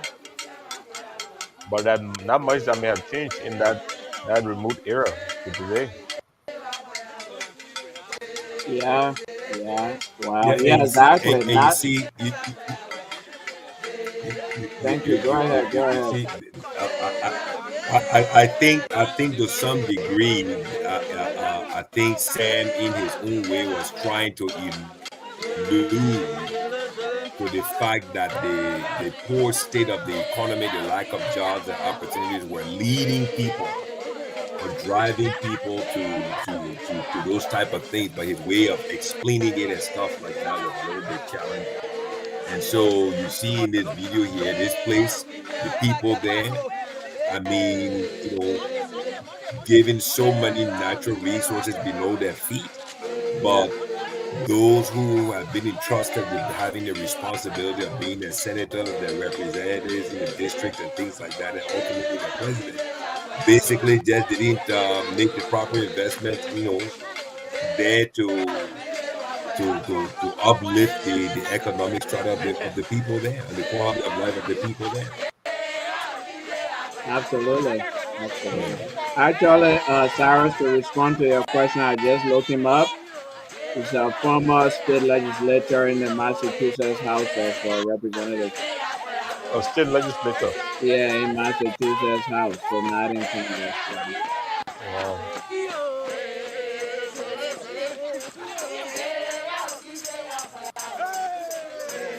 People in that era are predominantly farmers, Yeah. uh, Yeah. uh, and subsistence farmers, more or Mhm. less.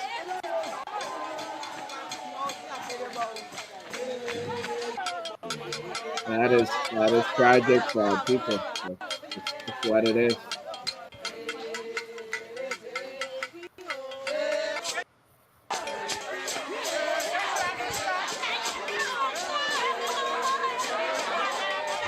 I'm looking forward to seeing the actual team of this visit. According to the writing, is in the end. What was the purpose of taking Ben Shaw in the heart of Nyemah County? Well,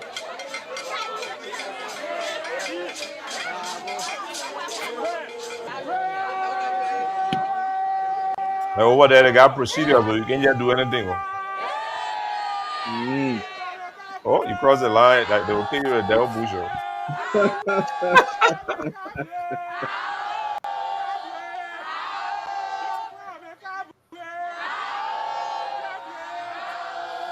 Um,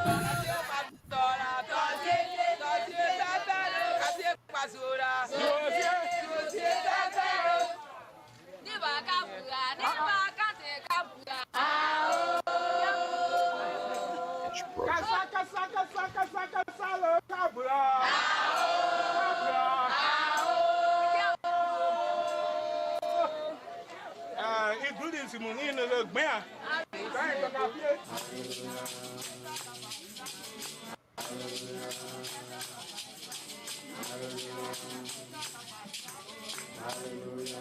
Wow.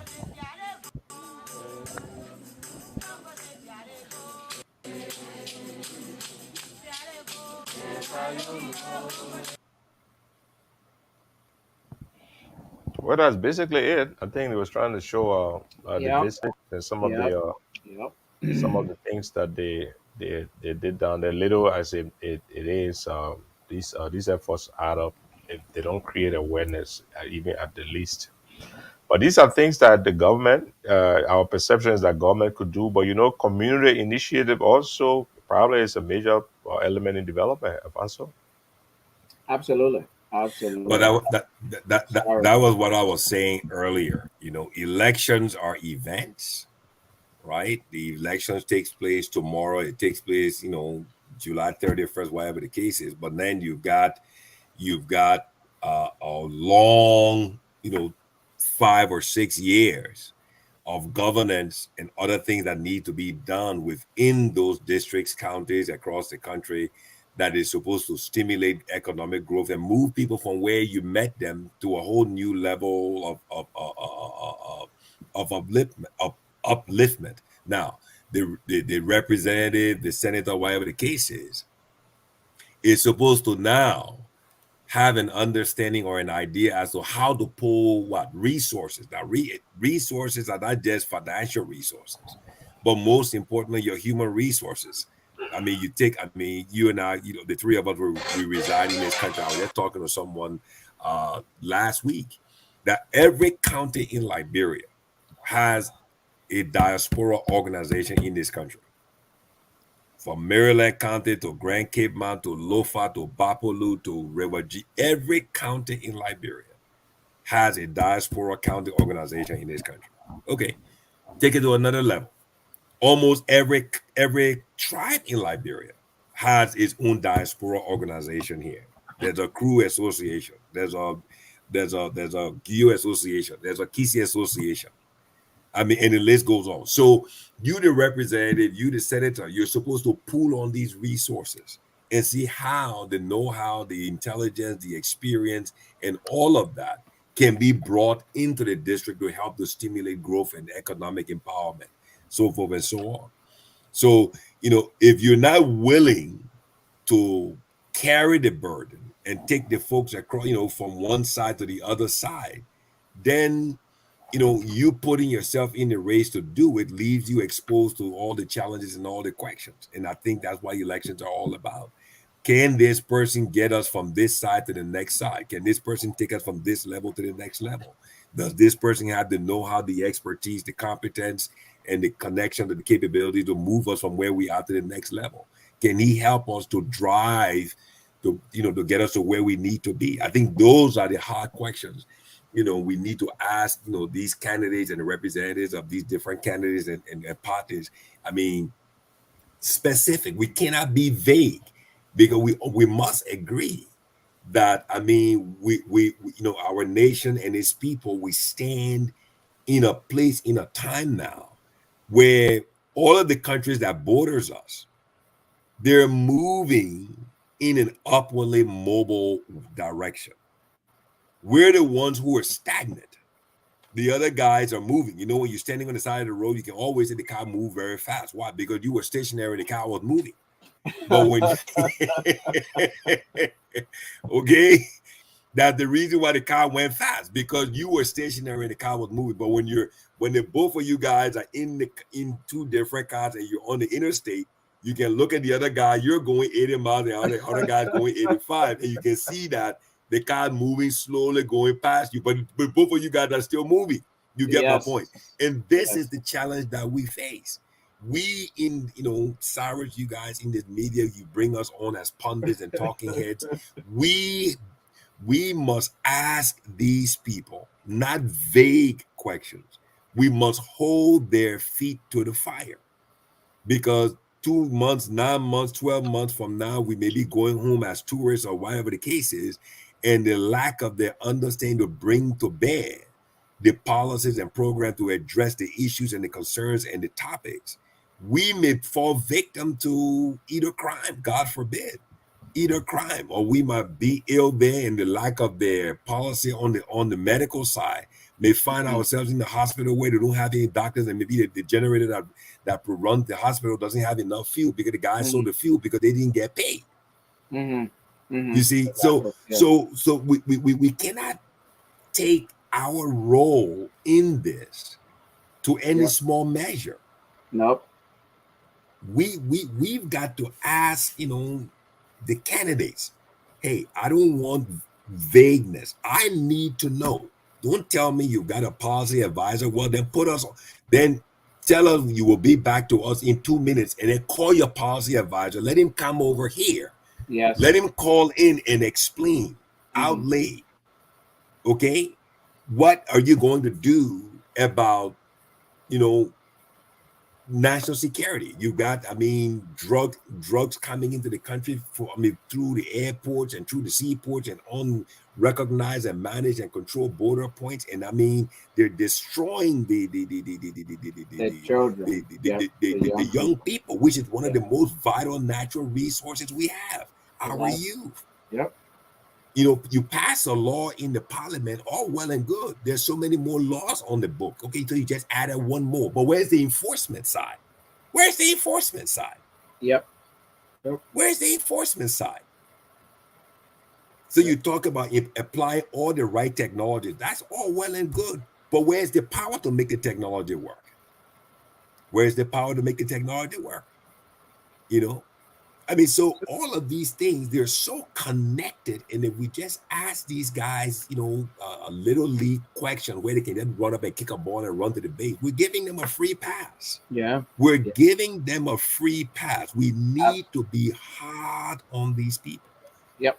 That's just my conviction about it. I mean, I don't want if you make it through to become president, I want to see the scars, the busted mouth, the broken arm, that the fight was hard through answering the questions to ultimately get there, so you can deliver. So you can deliver. And I mean, I don't think anybody can say it better than you've put it. That's exactly what it is. Look at the bridges, look at the roads that those people were traveling as the Reverend was struggling to bring visibility to their situation, to be able to put a clinic, to be able to build a bridge and all of that. Look at that village and look at the work that the Reverend had to go through to bring that visibility and also to bring resources to his people in that community. Definitely, that's what our elected officials should be doing. Should private citizens do that as well? Absolutely. But private citizens, when they do it, they'll be helping. We'll be trying to help ourselves. We'll be trying to help our communities. But private citizens' effort alone cannot replace what public is supposed to do, because the resources in that village, the resources that come from that village, the resources that come from that country belong to the people in that village and in that country. There's no reason why they should be denied those resources and not even have a road. We saw the bridge, we saw the stick the men were walking on to cross the stuff. That's just not right. There's no clinic. 14, 15 women die according to the data that was presented. 14 pregnant women will die because there's no clinic in that village. And through Kura's effort, that was provided. That is great, and we all should do that through our diaspora organization and individually when we have the resources to do so. But as you said, Akena, we must also put pressure on our political leaders or those who are aspiring to lead us to answer those very tough and difficult questions about how they will improve our lives. Not by their own money, not by putting hands in their pocket and taking the money from there, but how they will expeditiously use the resources of our country, our taxes, the gold and diamond that they dig, the iron ore, to improve our situation, to provide jobs for us, so that these things can happen. And I very briefly go to local government. Well, first of all, legislators, they get money for so-called agriculture break, thousands of dollars. Whatever they do with it, only God knows. Some of them, when they get money for agriculture break, they come to America. Are they even connecting with people here, like Kura and other people, to bring people and resources to their communities? No, a lot of them don't do that. They just take their money and they come here, they come with some girls, they go shopping, they go back home. They don't care whether the people in the villages have safe drinking water or a bridge to cross over or a village. That is a problem. As elections come up, we need to ask these very tough and difficult questions. And I 100% agree with you, and I think what to project that. Yeah, go ahead. One of the things I will also throw in here for those who are listening, one of the things that I would really, really want to hear, okay, in this upcoming elections is the issue of decentralization of government, okay? Because if you look, I mean, this video, right? This video from this small town in Nyemah County. This video can be duplicated 10,000 times to represent all over Liberia, villages all across Liberia. Exactly.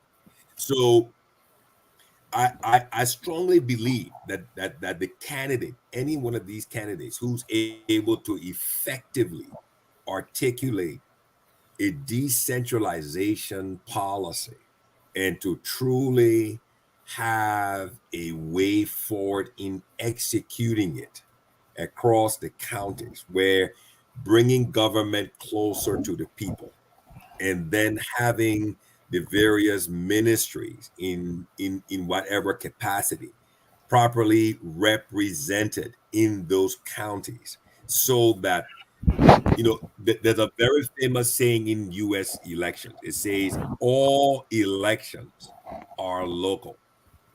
All elections are local.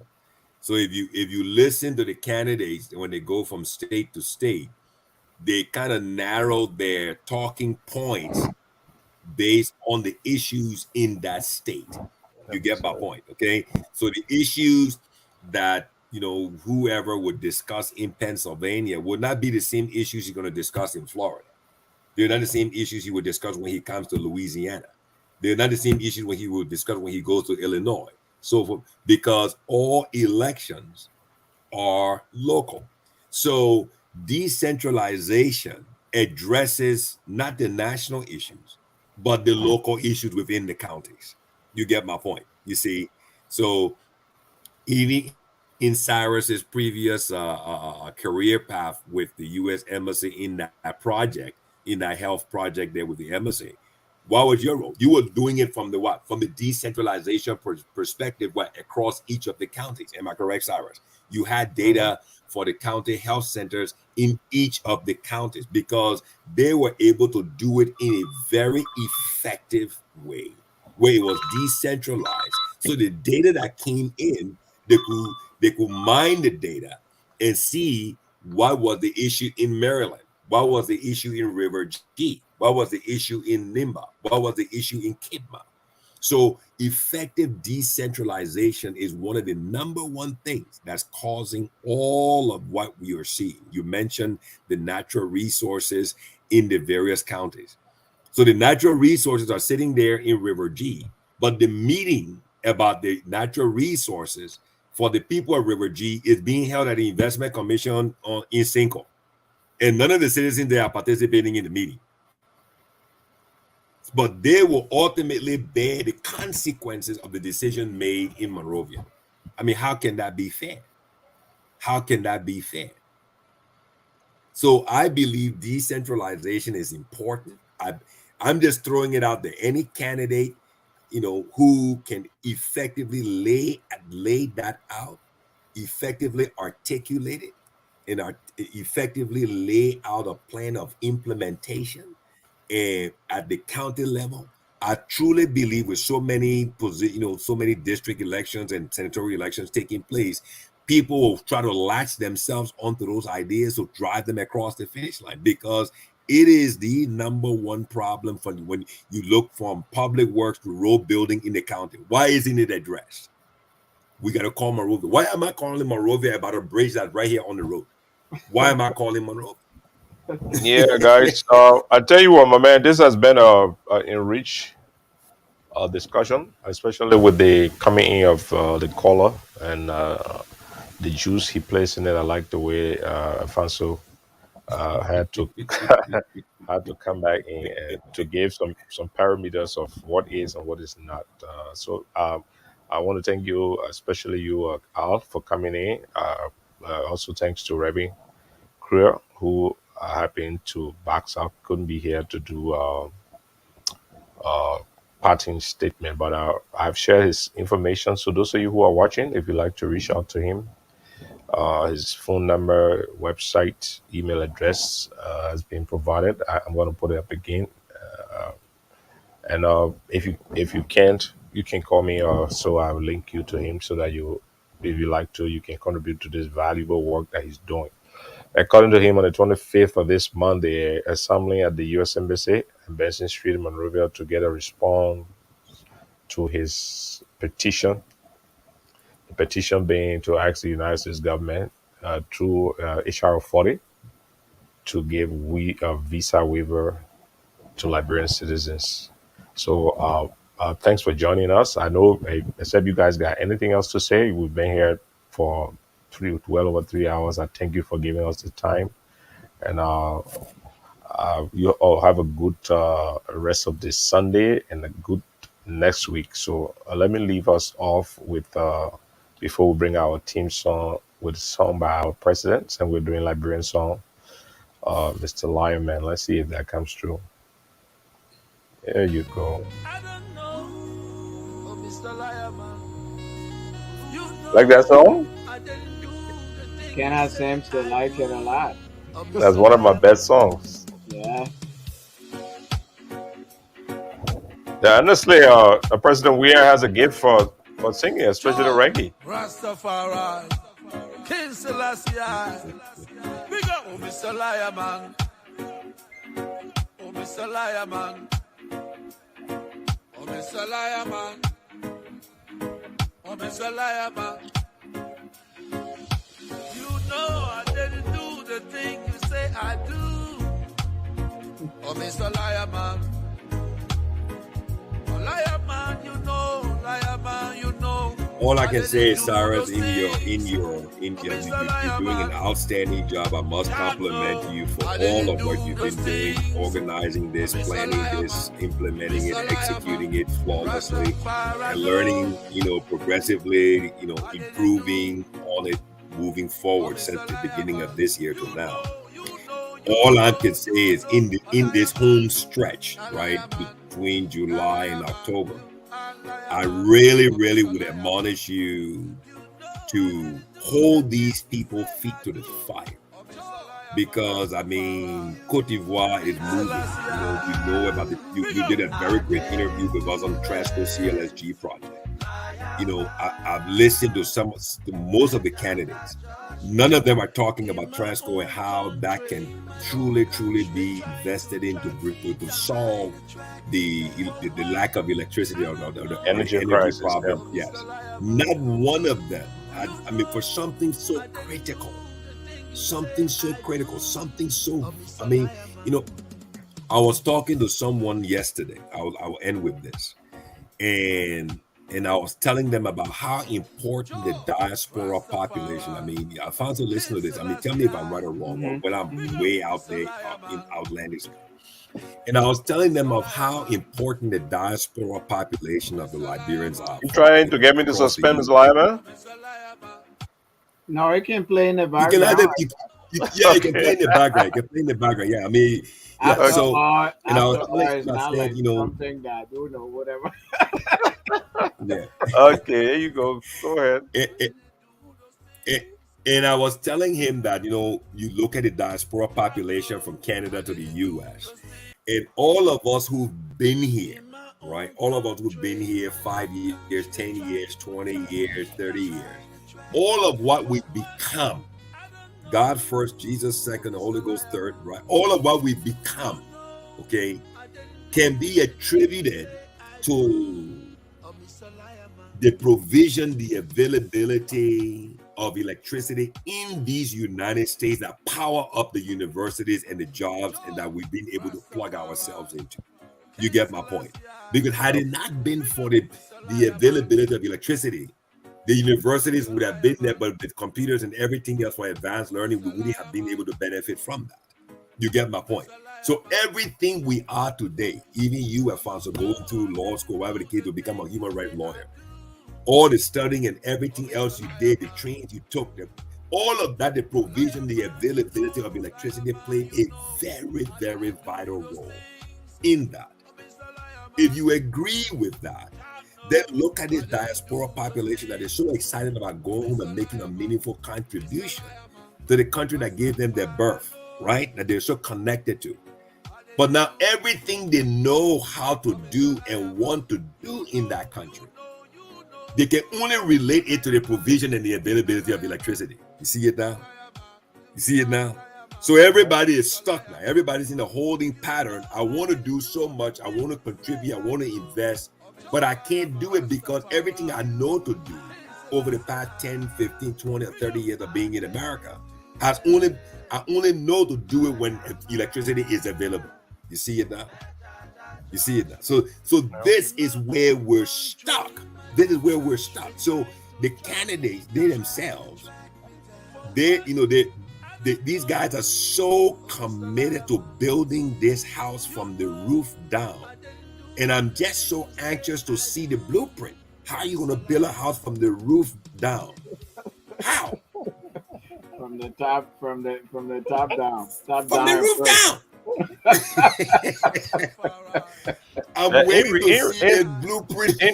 In real, there are significant limitations, and you struck the point. I cannot, if you imagine, because there's no substitute for electricity, all right? So to the extent that you do not have a regular, affordable energy, your entire growth is hampered. It's damaged. This is it. Yeah. This is it. The entire growth, everything relies on it. Yep. Yeah. I mean, look, I got a warehouse in the Virginia area loaded with teaching materials, smart boards, and stuff like that. They've been held over there for months on end because even if we lift them to Monrovia, there are people in universities who are teaching who will not even know the value of a smart board that has all the capabilities to webinar, to get long distance teaching coming in. For it to even work, you got to have consistent power and data available in that era. Data, you notice. I want one of those. We worked on me all. Yeah. You imagine, Alfonso. Every time one of our limitation on panelists from Liberia, yep, has been their inability to stay on. We can't even get anything, yep, out of them. Absolutely. Because of data. So that means even the use of data inside of Liberia, what everything drives data is heavily limited. Yeah. Heavily limited. Yeah. Yeah. Exactly true. And somebody who wants to start a small business, maybe making cold water, making cool air and selling it, now have to go buy a generator Yeah. on their own before they That's start a whole making new. That's a whole new skill capex, set. the I'm not even talking about the money. That's a whole new skill set they need. Buy generator, learn how to I mean, operate generator. Buy gas before I start my cool air business. The person.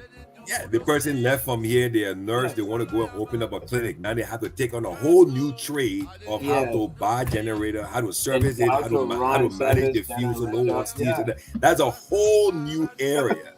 Apart from the technical, there's a whole risk attached to that. It's just candidates. In my apartment, in Liberia, hear about all these personal attacks and all of this mudslinging. I know. At my apartment in Liberia, I got about 3 broken down generator. When I say broken down, the generator got took it apart, and it's in a the old rice bed that they wanted to put a cocoa in. Yeah. Inside that generator house, in pieces in that bag there. And after a while, he ain't coming. Then we gotta go buy another one. Yeah. So, I mean, look, we should remedy this electricity issue on the large scale. We have a solution right before us right now. But you have the West African power pool connecting the whole country, connecting us with Ivory Coast, Sierra Leone, Guinea. All we need to do is to buy cheap. It's 11 kilowatts. 1 kilowatt hour for 11 cents. LEC is offering that to customers for more than 20 cents. Yeah, no rocket science. So since you do not have the ability to produce electricity, buy it at 11 cents, or maybe you pay 13 or 14 cents if you add the cost of the transmission to CLSG, and sell it to Liberians for 25, 22 cents, 23 cents if it's consistent, because you're already selling current where you provided far more than that. My office in Monrovia, they gave you what they call a prepaid meter. So you got that stuff in your hand. The amount of money you put in it, when you use it out, then it cuts off. You go and pay again. Just how you do prepaid phone, right? But there are times that you will buy minutes, you will buy energy in that prepaid meter, and you don't use it sufficiently, and it finishes. even when you're not using it. Oh, it runs out. It's not supposed to run out. They're not supposed to. So No, they are even engineering. They are even engineering your money. Yeah. Oh wow. The challenge here is The whole thing is driven by IT now and challenge data, here and you don't is- even have the technology backbone, but you're collecting people money prepaid. Yeah. But you know what it even means prepaid? To So if you support got, this. if you got 200,000 customers, for example, they're giving you money before they even use anything. Yeah. Cash, yeah. You have resources to be able to do all kinds of expansion. You're still not doing it. The same with the phone. You know You put data on the phone. You pay. What's saddened? I was paying like $60 for a whole month. So you pay $60 for a whole month. If you're not using that phone, you're using it at the end of the month, that money finished. Oh man. Oh, Yeah, you paying for the it's time? used- it's So used- you're buying it's for the. used- it's So you're used it or buying the lose it. time, or you buying? Yeah, you're buying for the month. You're buying the data, or Yeah, you're buying you the time. you buy a certain amount of data. You buy a certain amount of data. You buy a certain amount of talk time, and it's what they call use it or lose it. There's no carryover. Yeah. There's no carryover. So you are if you just didn't enriching. finish You up are your just talk time, those you didn't finish up your foreign. data. You are at the just end of the enriching those month. foreign carriers. Yep. Just That's- enriching those guys. And the thing is this, like Cyrus and I, we've always talked about that. The mobile telecoms companies, like all of the business people, they will always pass on their operating expense, their OPEX to the subscribers and to the customers. Absolutely. So you got to understand the business of the telecoms. The telecoms want to do the most they can in the most efficient way. But the thing is, it's also a constraint on them because they cannot tell government what to do. They've got to operate within the parameters that they've been given. So if they have to pay for fuel, transport the fuel, manage the fuel, all of that cost that we're just taking and adding on to the cost of the minutes and the cost of the data. If you want me to make it less expensive, then I was telling somebody a day before yesterday, the largest, when you do a pie chart, right? If you choose, right now, if you choose to be an investor in Liberia, right? You want to go home and do A, B, C, and D. When you do your pie chart, when you do your Excel spreadsheet with all your different line items, and you then convert it over to a pie chart, you will see that the biggest part of that chart, after the rent or before the rent and the salaries, will be the cost of energy. It's energy, electricity. It would be the cost of energy. Yeah. So now you being a human rights lawyer, you need printers, you need copiers, you need whatever machines, desktop, laptops, and everything, and broadband. All of that will be plugged into this system of electricity. So just something happening, not being available for the whole day, it just throw all your work off. You see it now? So you just multiply that 50% of the to the clerical other work. Most of 50% of the clerical work in Monrovia is done off-site. You gotta go to a printing place or somewhere. They have to go to cyber cafes. Yeah, cyber cafes to go and expose important documents to the general public. Yep. Yeah. So that these are the things, Cyrus, you guys in this business, you guys have these platforms. Bring these guys on, whether it is the candidate, whether it's their specialist, ask them the hard questions. I will end with this. I was saddened today to see that came across on Front Page Africa that the government / leadership is receiving a deal of $300 million from the World Bank to build a new hydro, right? Whereby you already have Transco CLSG that is available with the same amount of capacity coming from Cote d'Ivoire. So why didn't you ask for the money to build out the distribution across the counties, to build a national grid? You go and you take the money to build a hydro. So now, environmental impact study, how long do you think that will take?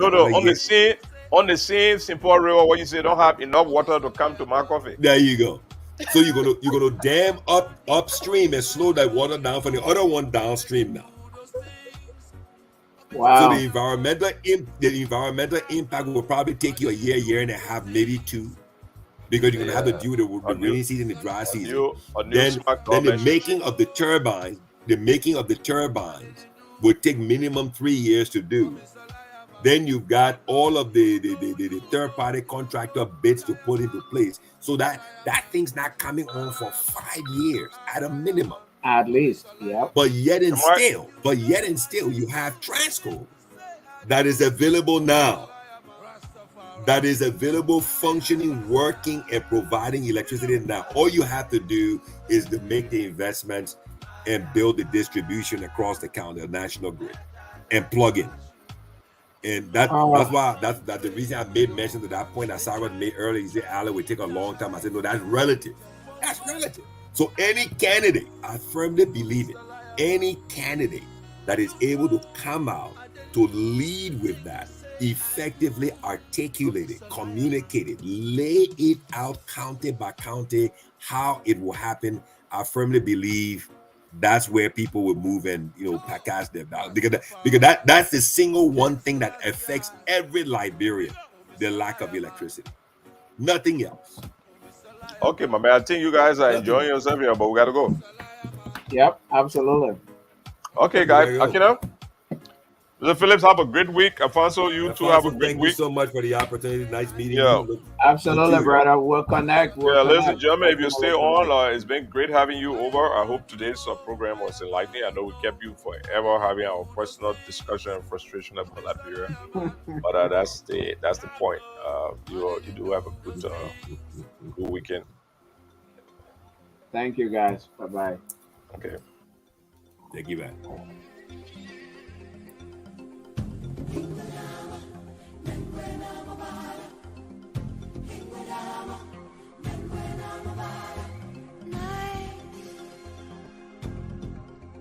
And the spirit of life calling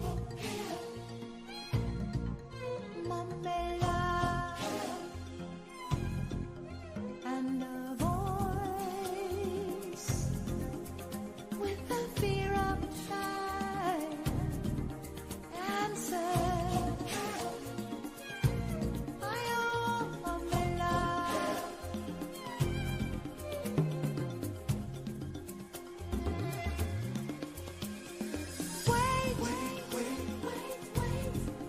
There's no mountain too great.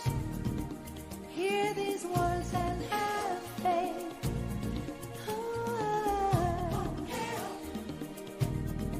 Have faith.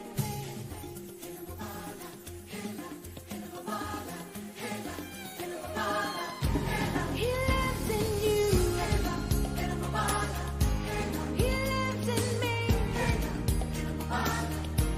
He watches over everything we see into the